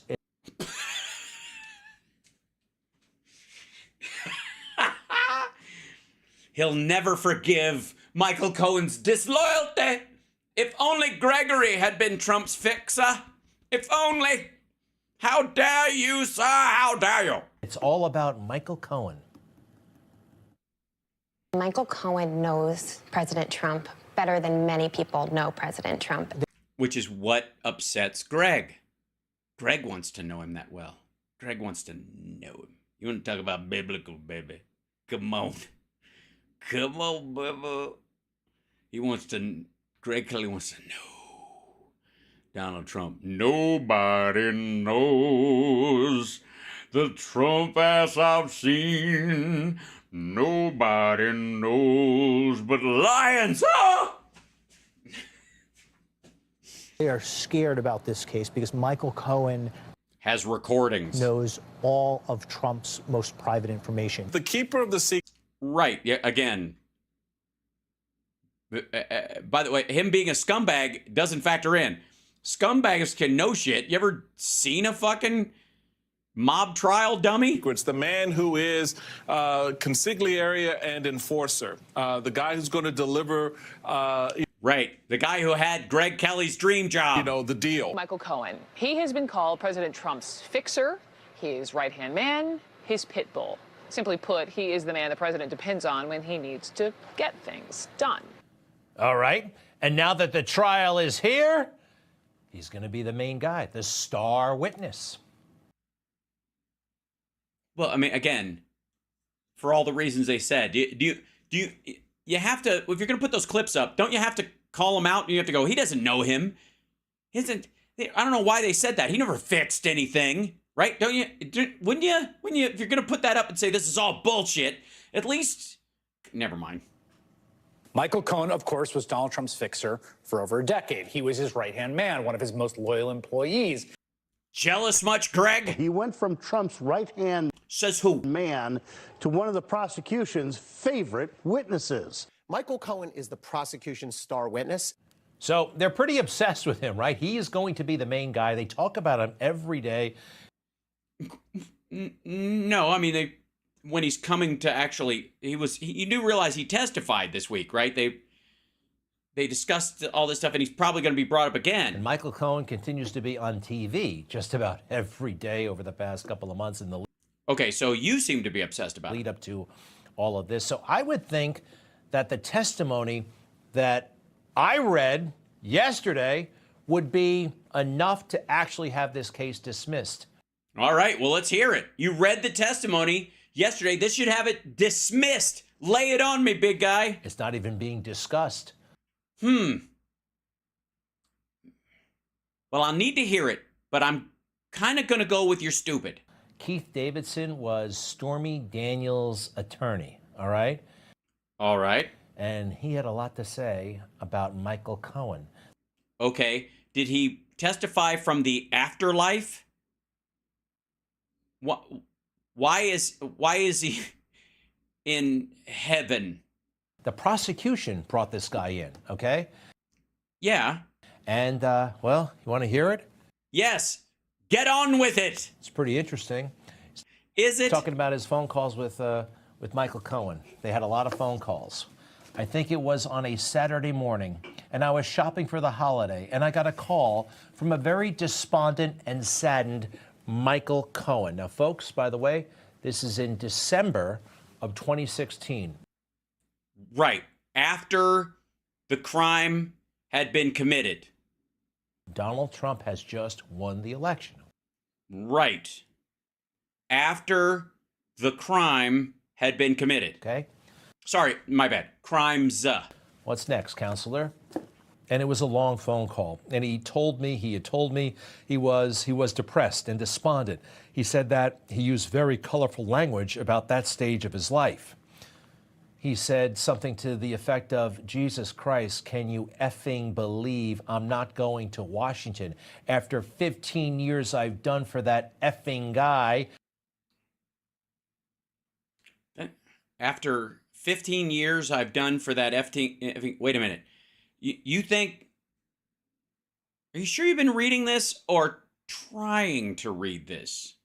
You do realize the words are on the screen, right? Going to Washington after 15 years I've done for that effing guy. I can't believe. Yeah, I don't know. After everything I've done for that fucking guy. And by the way, he didn't do 15 years. He did like 4, and that was much later. I'm not going to Washington. I'm not going to Washington? I've saved that guy's ass so many times. Wait, they blur it out, but you're still going to say it? What's wrong with you? You don't even know. Well, we're finding out. Also, I don't know how this helps your case, dummy. Now, this would have been a great point, by the way, for the judge to say the star witness has a motive to lie. Everything we've heard. What? What? Wait. What?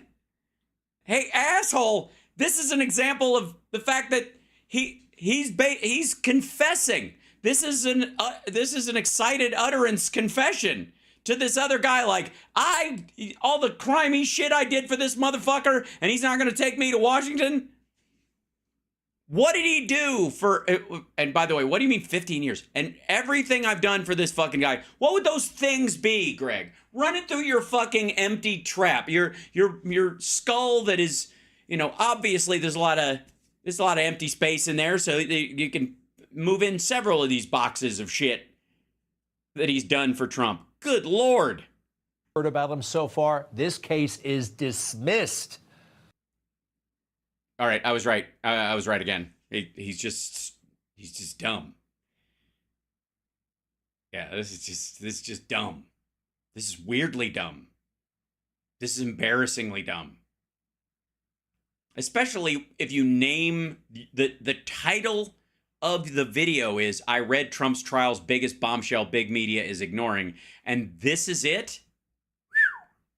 But no, the judge is out to get Trump too. More from the lawyer here. And then he made reference to, he said, I've never even got paid. He said, that effing guy is not even paying me the $130,000 back. Yes. Because he was expecting to be reimbursed. And then Trump ultimately did reimburse him and then hid the reimbursements as legal. That's the case, you dumb motherfucker. Stop reading. Stop it, Greg. Greg, someone in the booth has tricked you. Thank you, Bigger Upper. Thank you so much. Someone in the booth has tricked you into reading the evidence on the air, because I got to say, if any of your viewers, if you have any at all, are watching this, they're going, it sounds kind of guilty. Charles, I think, darling, Darling, the windmill must be messed up. Darling, I want to watch television, darling, because Greg Kelly is on, darling, and he's talking about Trump and what a disgrace these cases are. And darling, oh my God, shut down the windmill. I finally get it now. Trump is a criminal. Next, please. And I think you said he sounded disheartened, correct? Yes, as any mob enforcer would feel like if the family looked like he was going to dust him off. Yes. And at other times, do you recall having described that conversation in terms of, well, you left the talk in concern for his physical safety, his well-being? That's how bad he sounded. I thought he was going to kill himself. And the concern on that call was that he understood he wasn't going to get a position in President Trump's administration, right? Yes. How about this, huh? Michael Cohen, this was his whole big plan, and it's not happening. Yes, he committed all these crimes for Donald Trump, and this motherfucker who he served without unflappingly forever. And now, guess what? Your boss, your former fucking boss, is now the president of the United States, and he has access to the entire power of the U.S. government, and you know everything.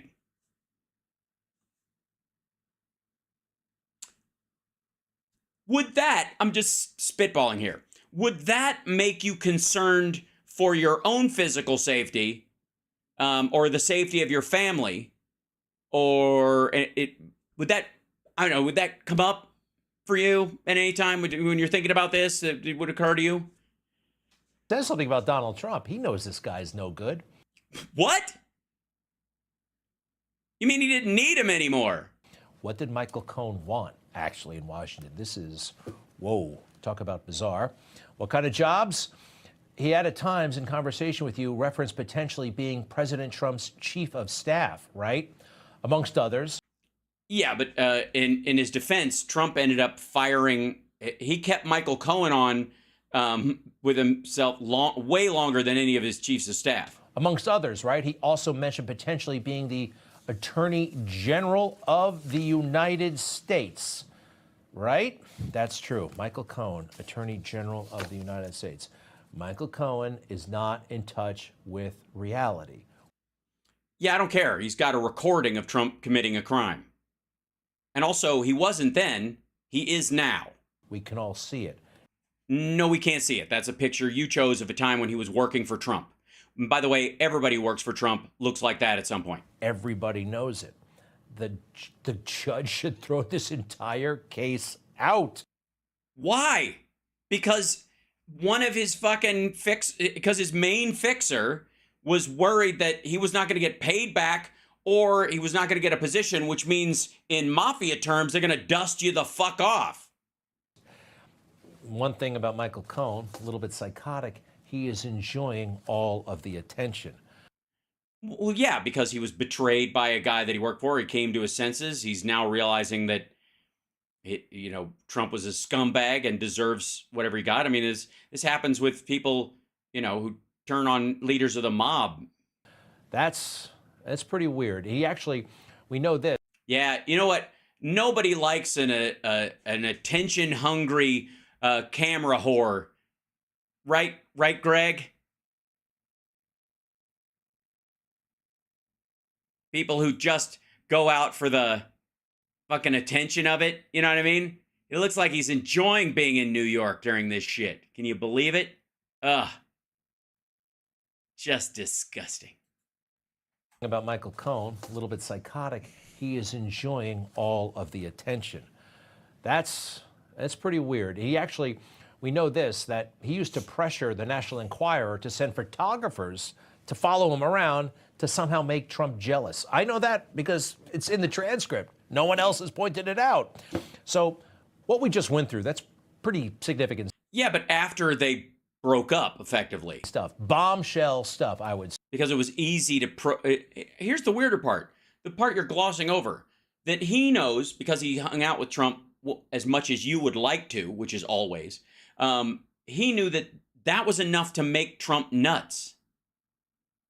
That Trump is such a fucking lame, low self-esteem, clout-chasing prick that if anybody else gets press in his orbit that he doesn't get, it makes him very upset.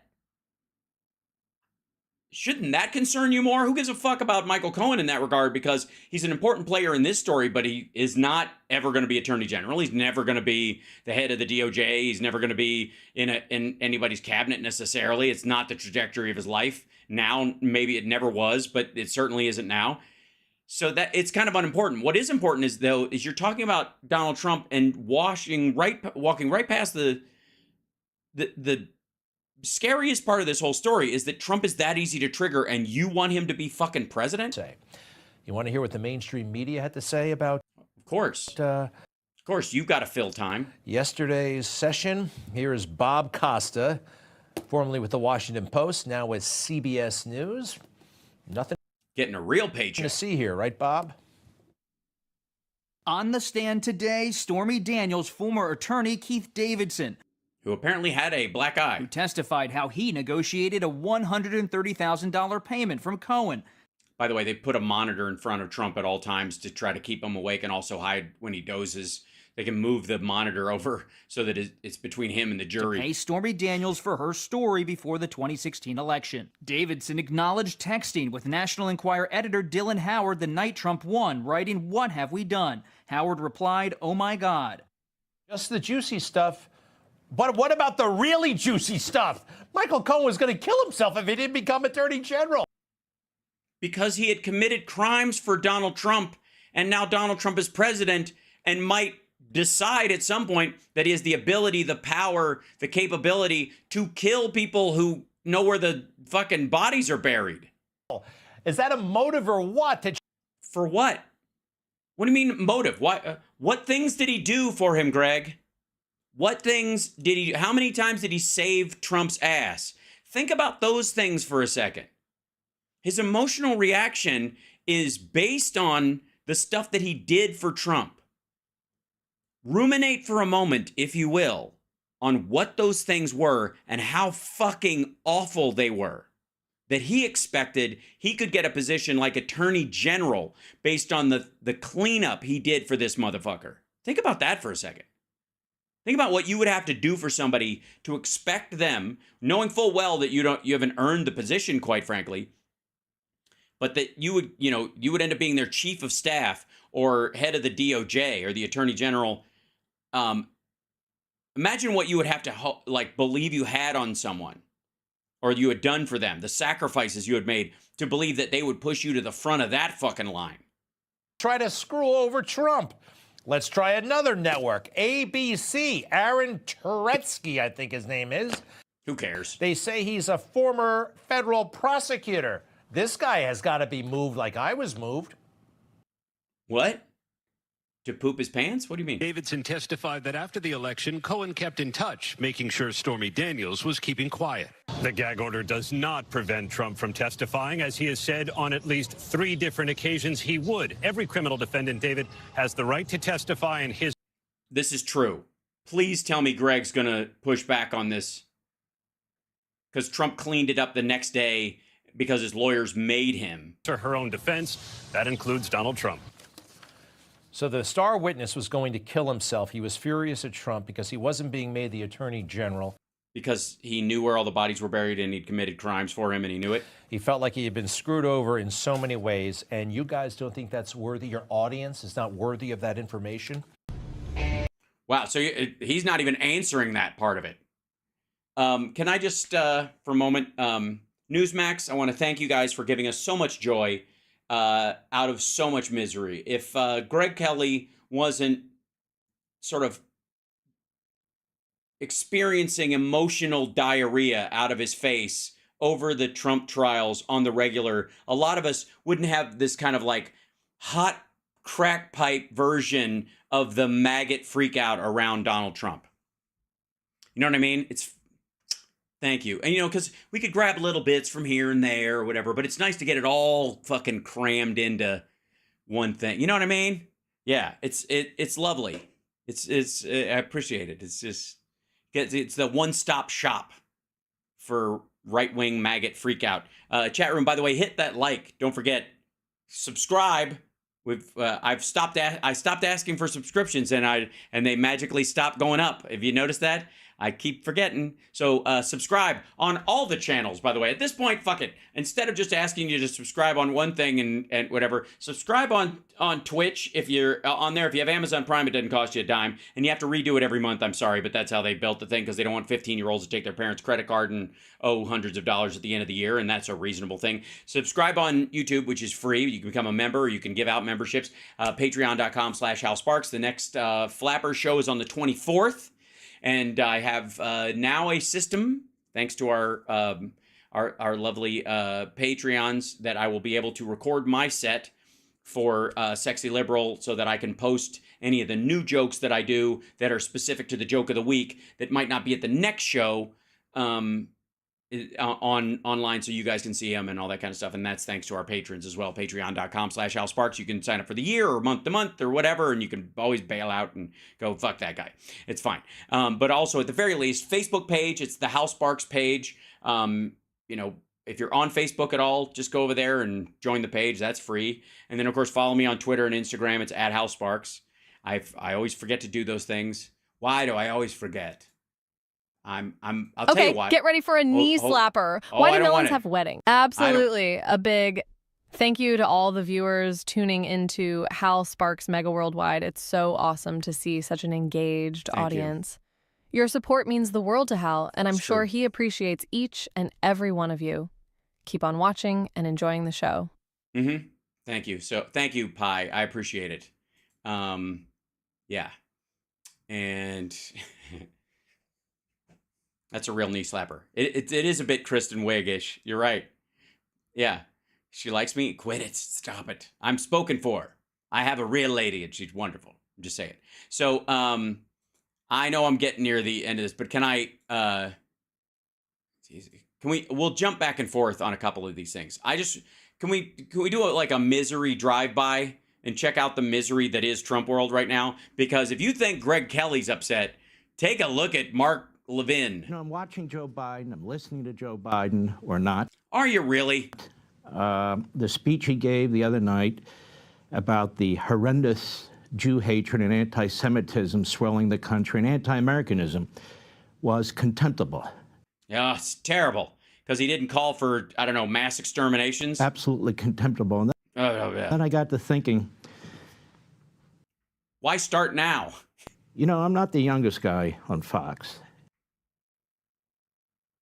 I don't know. Honestly, with the amount of marzipan these fuckers inject into their faces, Mark, I don't know who's what age. Everybody looks like a spitting image doll over there these days.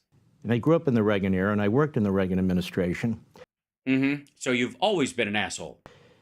I worked on the confirmation of Robert Bork. I saw what he did as chairman of the Senate Judiciary Committee. I saw what he was saying about the Israelis, about Ronald Reagan and other people. This is a diabolical, evil, nasty man, and I want to give you a taste of it. NBC News, a couple of years back, Joe Biden didn't just compromise with segregationists. He fought for their cause in schools, experts say. This is NBC, which, of course, loves Biden. In a 1975 Senate hearing, the legendary civil rights lawyer Jack Greenberg had something to say. Oh, this is around when Kamala Harris brought up busing. Senator Joe Biden. Greenberg, longtime director of the NAACP Legal Defense Fund, took Biden to task for sponsoring a bill that would limit the power of courts to order school desegregation with busing. It was a move that followed the wishes of many of Biden's white constituents in Delaware. The bill, he said, heaves a brick through the window of school integration, said Greenberg, one of the lawyers who won the Brown versus Board of Education case that ended legal school segregation 21 years earlier. And according to Greenberg, Biden was the man with his hand on the brick. By the way, this is something Republicans liked him for at the time. Political experts and education policy researchers say Biden, a supporter of civil rights in other arenas, did not simply compromise with segregationists.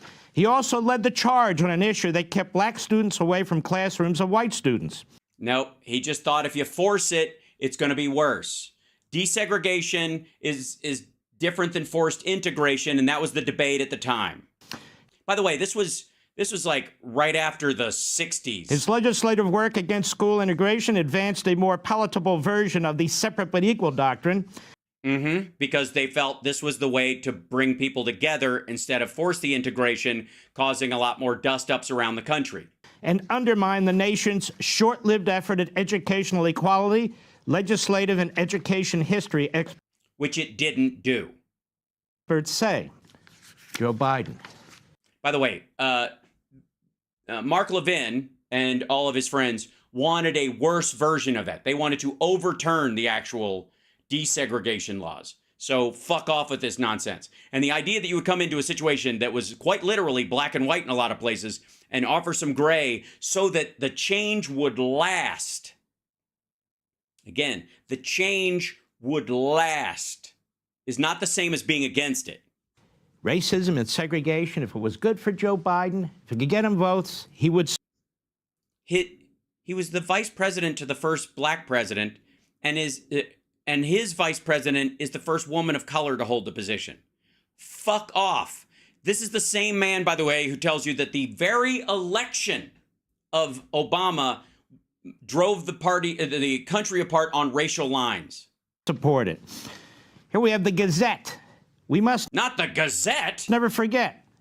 Joe Biden wants Americans to remember their country's racist legacy.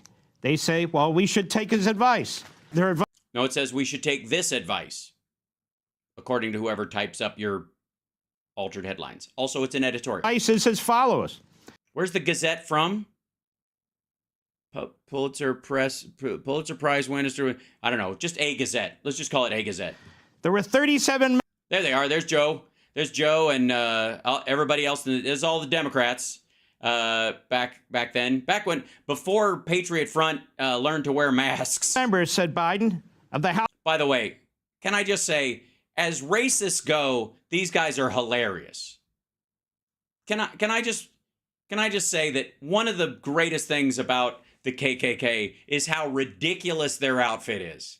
I can think of a lot of scary outfits. Think about the Japanese samurai masks. Holy shit. Can you imagine if the KKK all had a uniform, one of those like bank robbing masks that was smooth and just had like lips and eyeshadow drawn on it or whatever? If that was their idea, but they decide all of them to look like napkin sculptures at a fancy restaurant. I think it's very silly.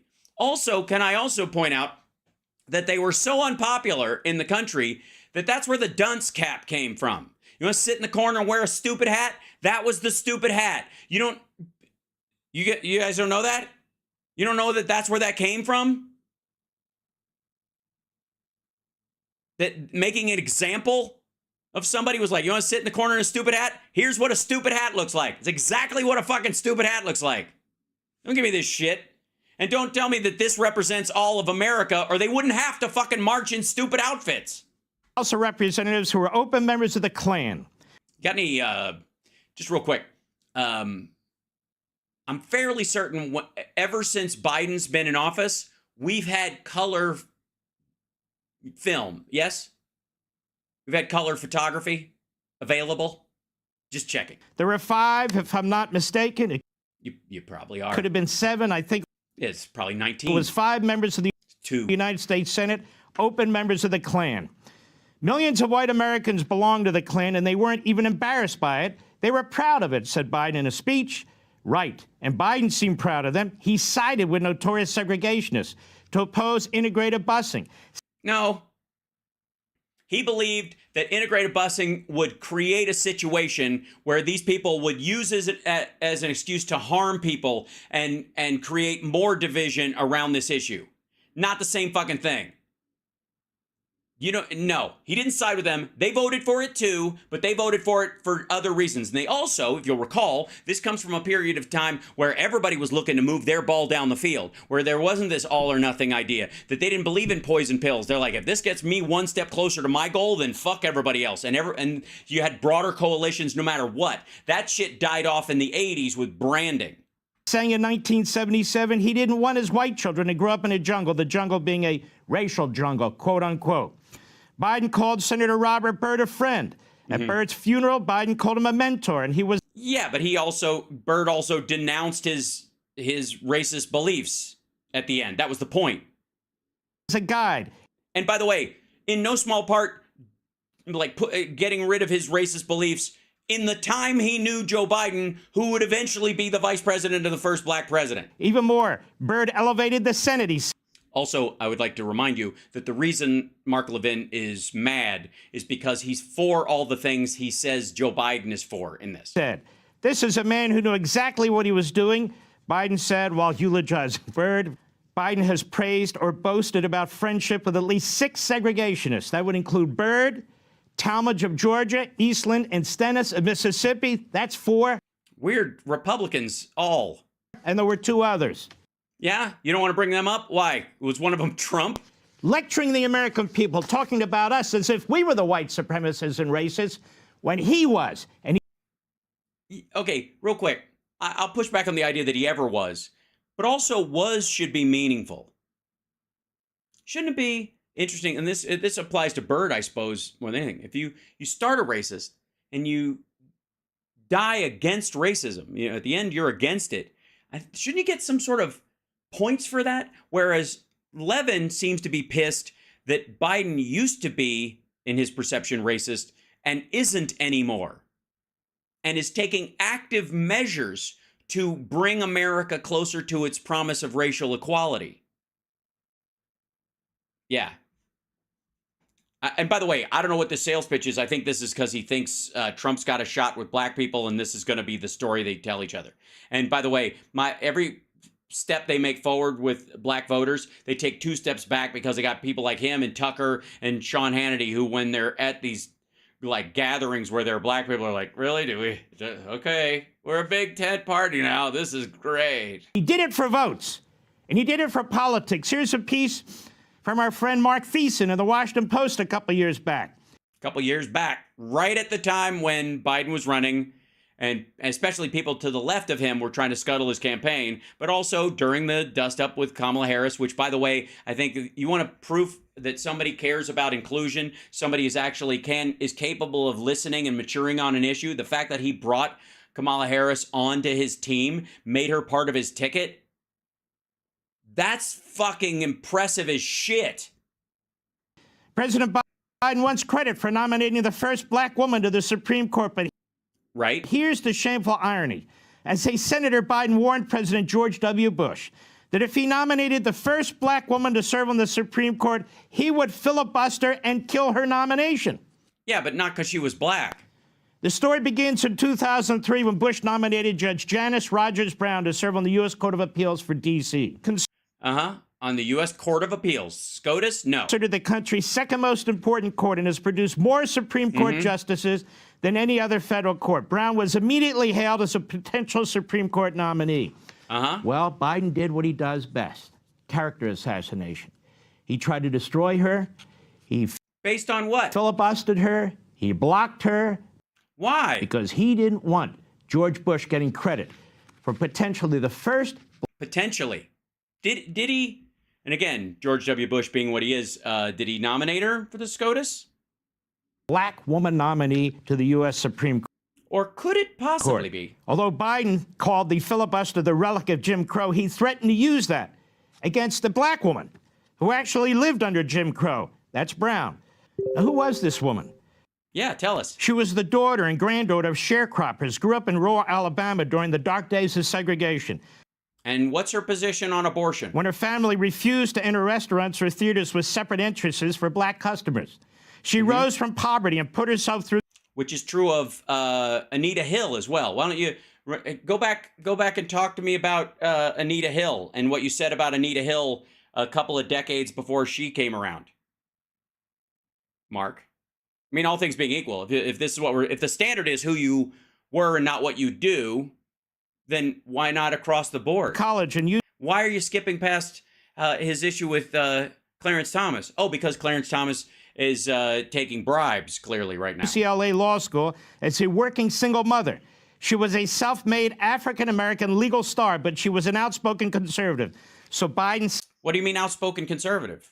In what way was she an outspoken conservative? Set out to destroy her. Because of her conservative beliefs not because of the color of her skin, is what you're saying. Clarence Thomas. Again, if she wasn't an outspoken conservative, do you think he would have? And by the way, what they mean is anti-abortion, anti-choice. Equal. Clarence Thomas, in his own words. Which was not at all ghost-written, and certainly the publishing was not paid for by a friend of his. He lashes out at the Democrats and Biden, who chaired the Senate Judiciary Committee and oversaw his confirmation process. Among other things, he says, do I have, like, stupid written on my back of my shirt? I mean, come on. We know what this is all about. That is the effort to destroy him. Why? You mean just because you're black? So we're just going to skip past the existence of Thurgood Marshall and the support of the Democratic Party for him. We're just going to pretend that didn't exist. Like everybody doesn't exist until you exist. And then any problems you have are based on okay. By the way, isn't this the identity politics that the Republicans always accuse Democrats of doing? People should just tell the truth. This is the wrong black guy. He has to be destroyed. Just say it. Then now we're at least honest with each other. Well, why wrong?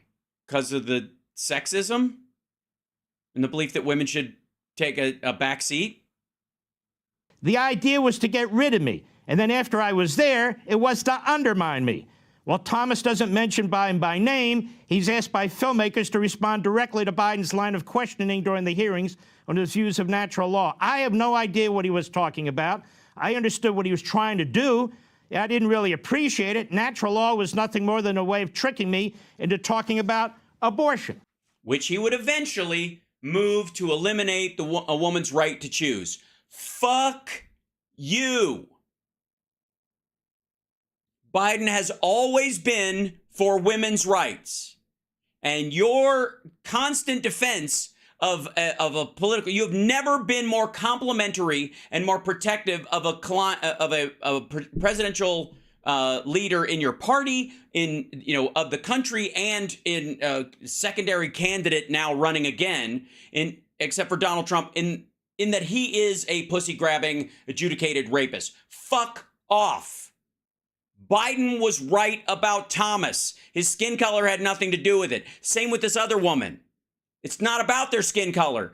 As a matter of fact, Biden is showing the specific color blindness of his beliefs that everybody's capable of the broad. All humans are capable. The entire spectrum of human belief and capable, emotional, psychological, psychosexual capability, and it matters who they are as a human being. Just like MLK said, he's out of that issue. And even then, MLK wasn't for busing. That was another thing. He feared that that forced integration would create more animosity than it solved. Good Lord. This Biden is a sleaze. He is. What the fuck are you talking about? He was right. You dumb motherfucker. He was right.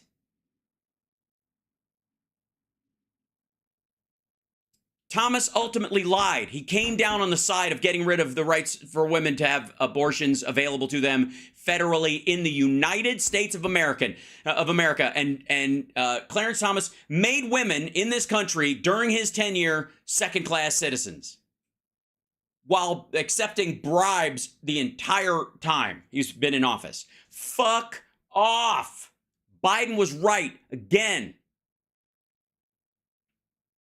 And the fact that this motherfucker wants to make it a race issue means he doesn't give a rat fuck about the race issue, or he wouldn't have shit on Obama and sided with Trump with this whole fucking birther bullshit, and then followed it up with Kamala Harris clearly is a fucking DEI hire.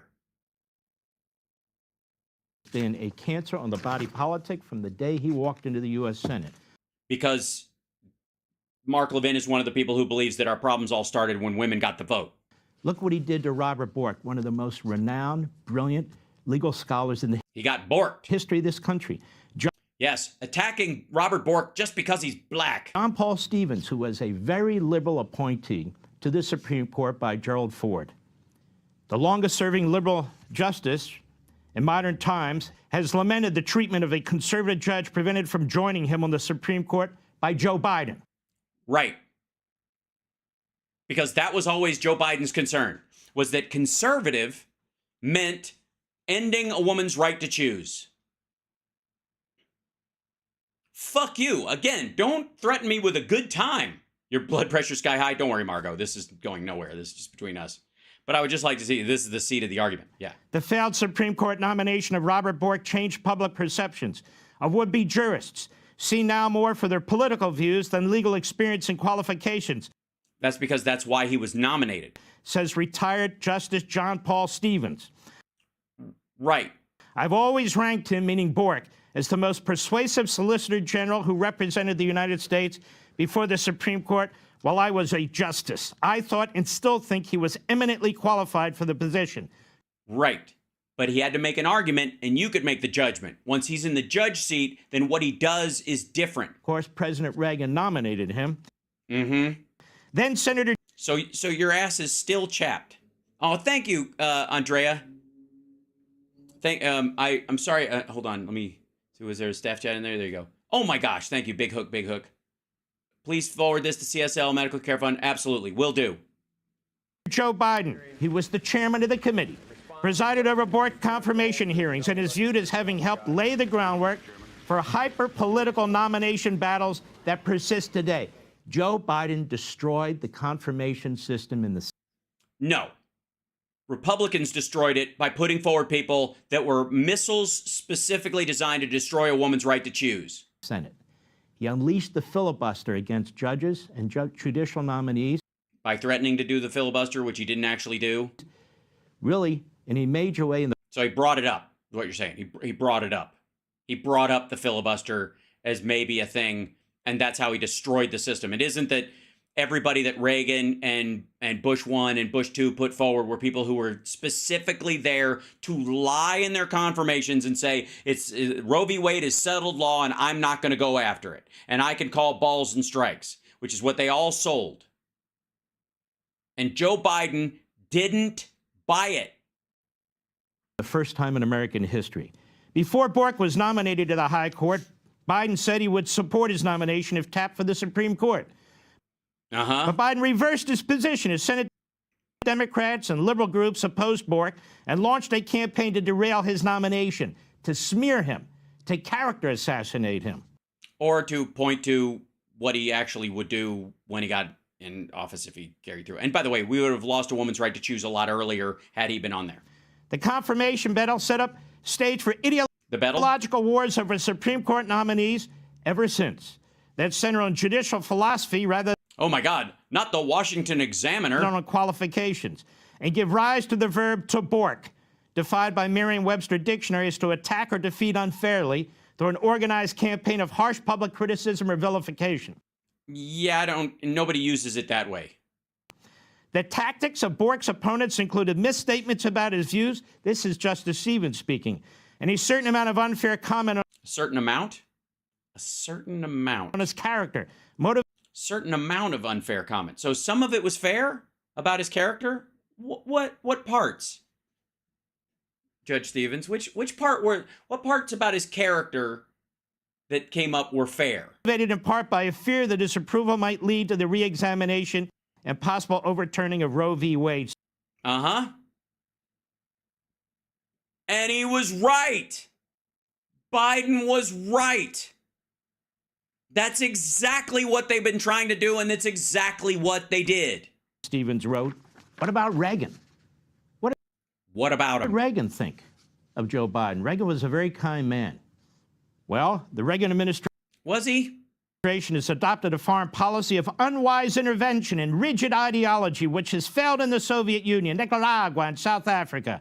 Democratic presidential contender Joseph Biden said yesterday at the Kennedy School of Government, this is 1987, Biden, who will officially announce his candidacy, said that Reagan had lost the confidence of both the American people and the Western European nations by sponsoring, quote, military adventures, unquote, around the world, and by avoiding normal foreign policy channels. Right. He said military interventionism, as embodied in the Reagan Doctrine, is in tatters. It has led to the deceiving of our allies, trading arms to terrorists, circumventing Congress, and most profoundly, losing the confidence of the American people and yeah, so far, no lies detected. Our European allies. One of the greatest presidents in American history who destroyed the Soviet Union. No, he didn't. He used taxpayer dollars to outspend them. Who pushed communism out of our hemisphere. No, he didn't. Oh my gosh. Hold on one second. Look, all right, let me just say right out of the gate, this is a lot dealing with him angry stuff. I think you guys need a break. I think Chip thinks you need a break. What's happening, buddy? Who's the boy? What is going on? What is going on? What's happening? Just your boy. What's your boy to do? What is he doing, my buddy? Boy, what a Chip. Just a sweet boy. Yes, you are. Just a boy. Just a boy. Hi, there you go. Yeah. He's a big boy. He's a big boy. He's such a big boy. What's you doing? What's he doing? There you go. Yeah, we got your chin scratch happening. We got it. We're good. That's right. That mean old Mark Levin using a time machine to try and rewrite history like a dum-dum. We don't need him. We have each other.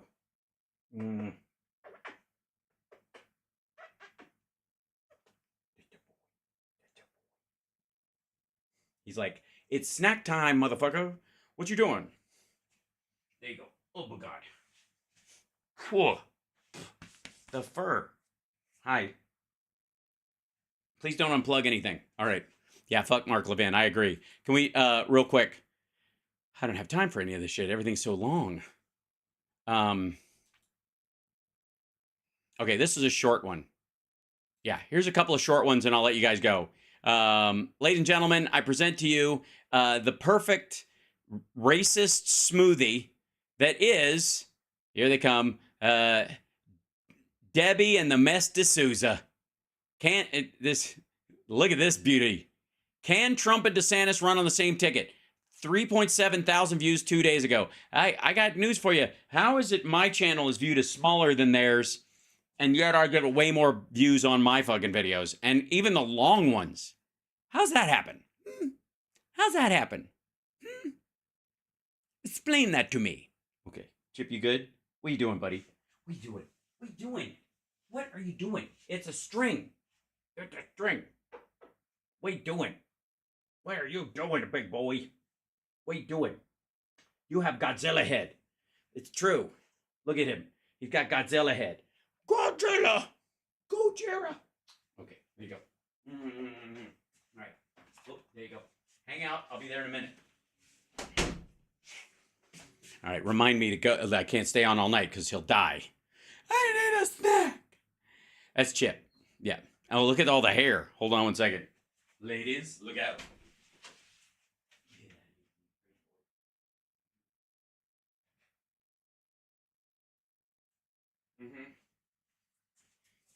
It's time for the Hal Sparks version of OnlyFans.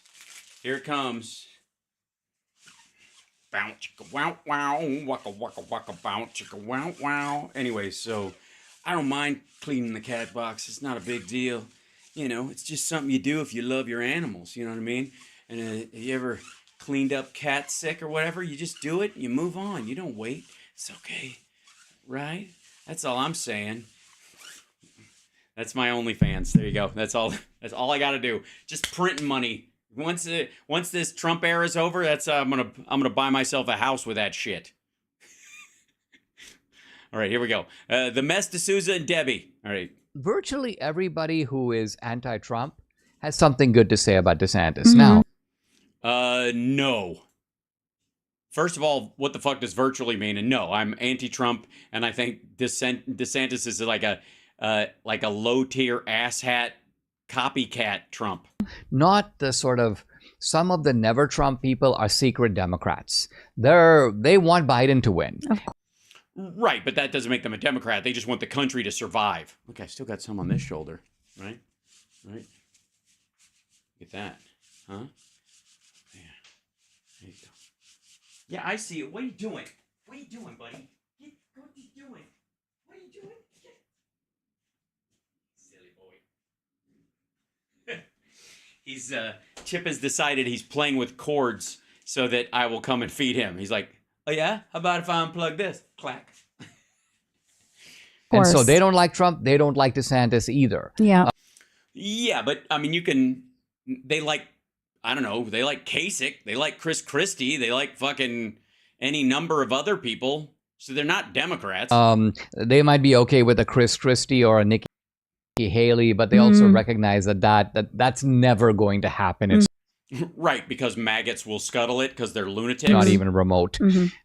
So I think a Trump-DeSantis ticket is a real possibility. You're a silly person. And I think Trump should not write it out. Yeah, He should consider it. Well, write it off. Write it off, not write it out. I know. I heard the other day on the Oh dear. radio that Also, why the fuck is Debbie's mic so hot? She's the producer of the Mess D'Souza show, and her mic is too loud. two people can, president and vice president cannot be from the same state. What is up with that? Yeah, what's up with that? Well, don't worry, because Trump's not from anywhere. He's our first homeless president. So we talked about that, and I did a little bit of research on it, because as it turns out, that is not really true. What? Something Debbie believes and says a lot isn't true? Weird. Okay. So what? Wait, what? Let me explain. And I'm actually drawing here on a legal scholar who's. If only he would let me explain. I'd like to tell you why two people can come from the same state and still be the president. Oh yeah. Blim, blim, blim, blim, blim, blim, blim, blim, blim, blim. That's the let me explain. That's a good bit. I'm just saying. I just add that. I should go. Now it's time for a segment we call "Let Me Explain." If you're going to vote, you're going to register yourself, and you got to show that you're a citizen in the process when you sign the oath. Boom, boom, boom, boom, boom, boom, boom. Yeah. Thank you.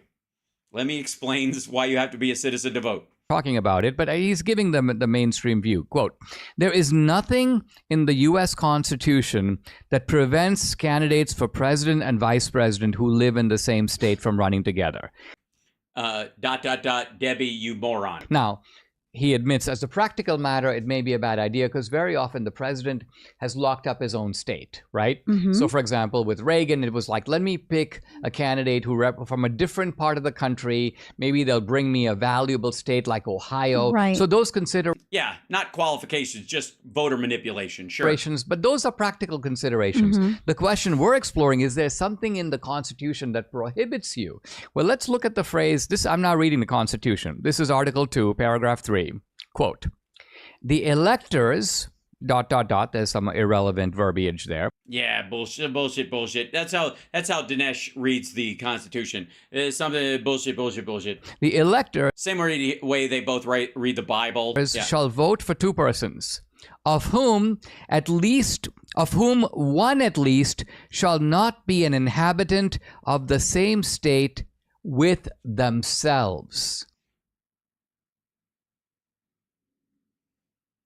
Right. So, yeah, in the same state they reside in. Now, Trump technically doesn't have a home anywhere, so... So think about it. The language is not saying that the two guys on the tickets cannot be from the same state. It is saying that the elector cannot vote for a slate in which both the candidates are in their home state. So, for example, if I'm in a home...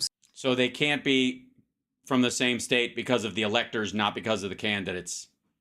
It's the same thing. State of, let's say, Florida.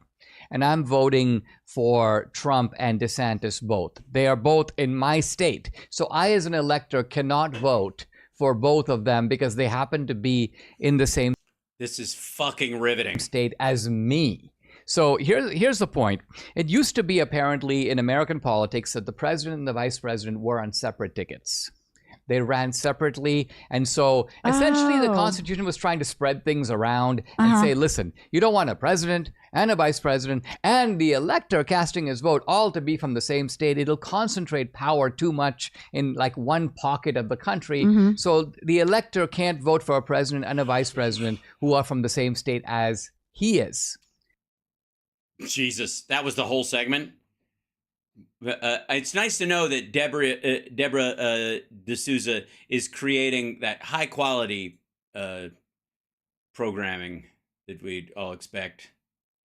Okay, next short bit. I know you're thinking this guy's entire career is over. You can tell because he's on with Glenn Beck. let's dip in and see what's left of it. You know, we're seeing a revolution in this country that's going to happen. Oops. You can't have a situation, 57% of the people in this country can't put their hands on $1,000. Bullshit. Bullshit.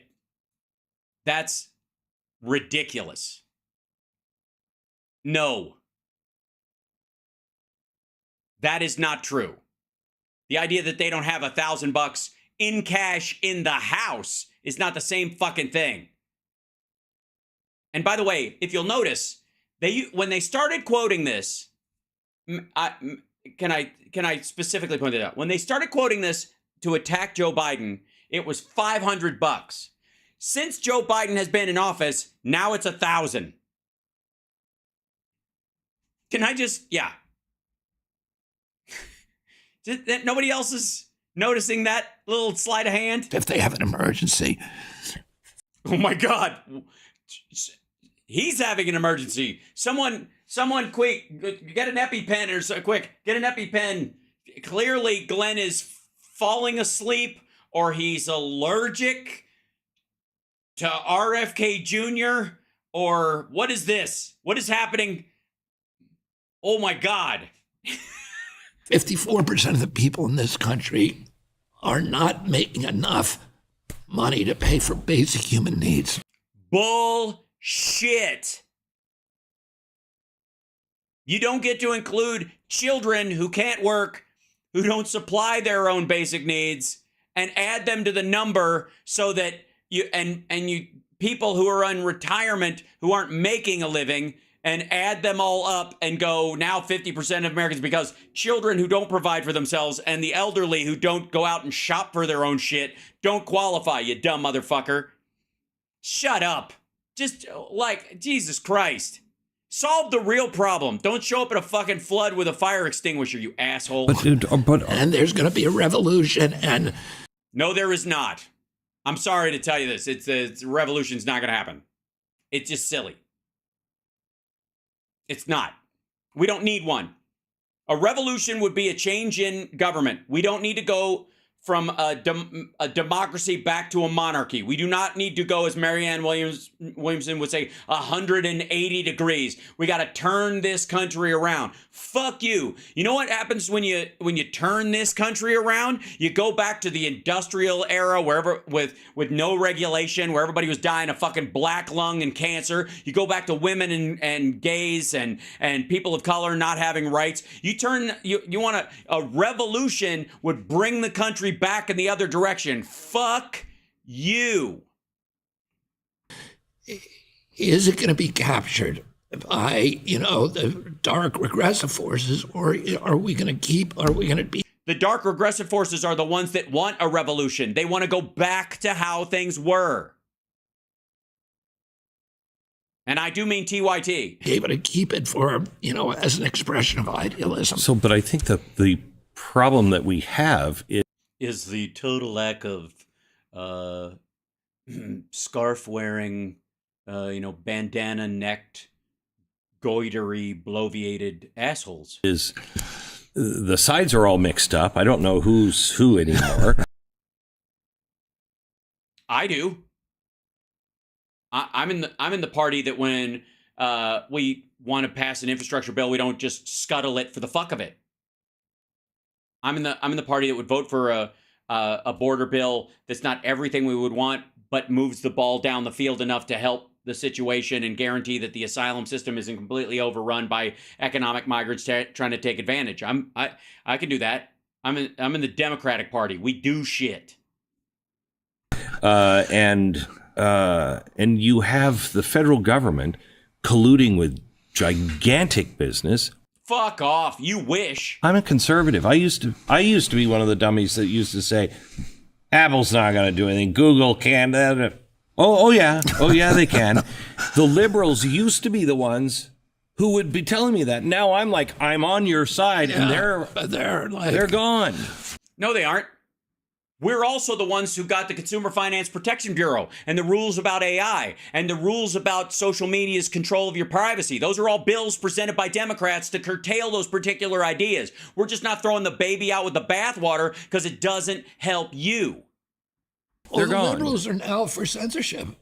Bullshit. Which is astonishing to me. The liberals are pro-war. No, we're not. I'm not pro-war, motherfucker. This guy thinks we're pro-war because the Russians should be just allowed to rape their way through Bucha again. Somebody please, Jesus Christ, hold on. Give me 1 second. It's gonna do, oh boy. Grab this guy. I'm gonna end on this. There we are. Grab this guy. There you go. And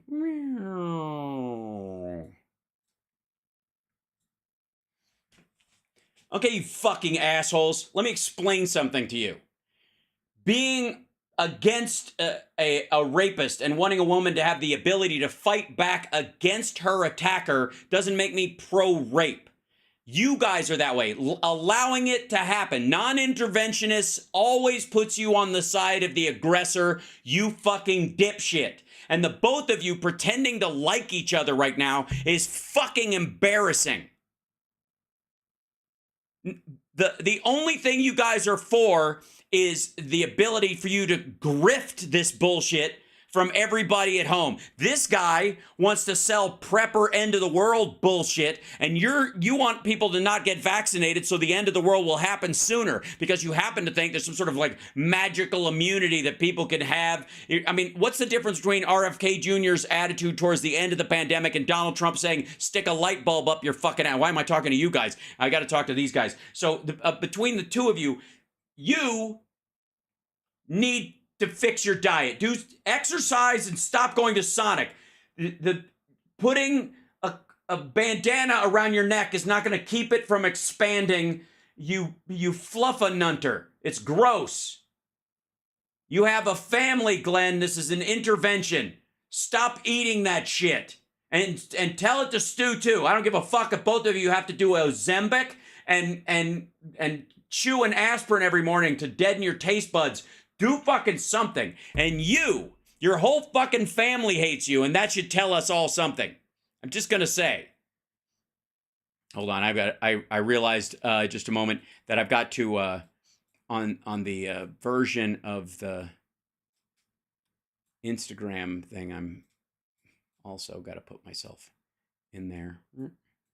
Very small, but it'll work. So I would like to say if I was ever invited to this, let me just say and make myself abundantly clear.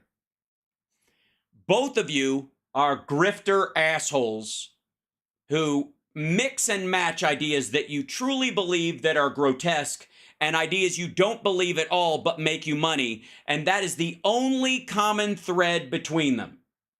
If you can say some bullshit you actually believe and it makes you money, or you can lie your ass off and it makes you money, you will do it. And that's why both of you use terms like big tech, big media, big pharma, big bullshit, big government, and all that kind of stuff, because you are selling the you and me against the world bullshit to the average person. And I would like to say, on behalf of the average person, as somebody who grew up in, who didn't grow up in a rich Kennedy, or hasn't been on CNN or radio since 1983? When the fuck did this asshole start? I don't even remember. That, who grew up in Peaksville, Kentucky, went to high school in Chicago, packed all my shit in my car and drove to LA to make my dreams come true, knowing no one in Los Angeles. I would like to say, on behalf of people who bootstrapped themselves and never had a leg up, fuck both of you. Other than that, I have no opinion. And scene. I'm out of time. So love you guys. I will see you guys tomorrow afternoon show, no morning show, obviously, because it's Tuesday and I have acupuncture tomorrow. And the pictures of my cupping, I've been back and forth about whether to put them on social media or show you guys, because it's an extreme thing to see. Just saying.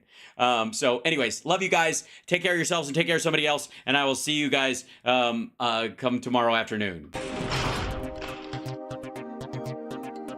All right, Chip, I'm bringing a snack. Calm down. I'll be right there, Chip. Good boy. Who's a good boy? I'll be right there. Yeah, boys.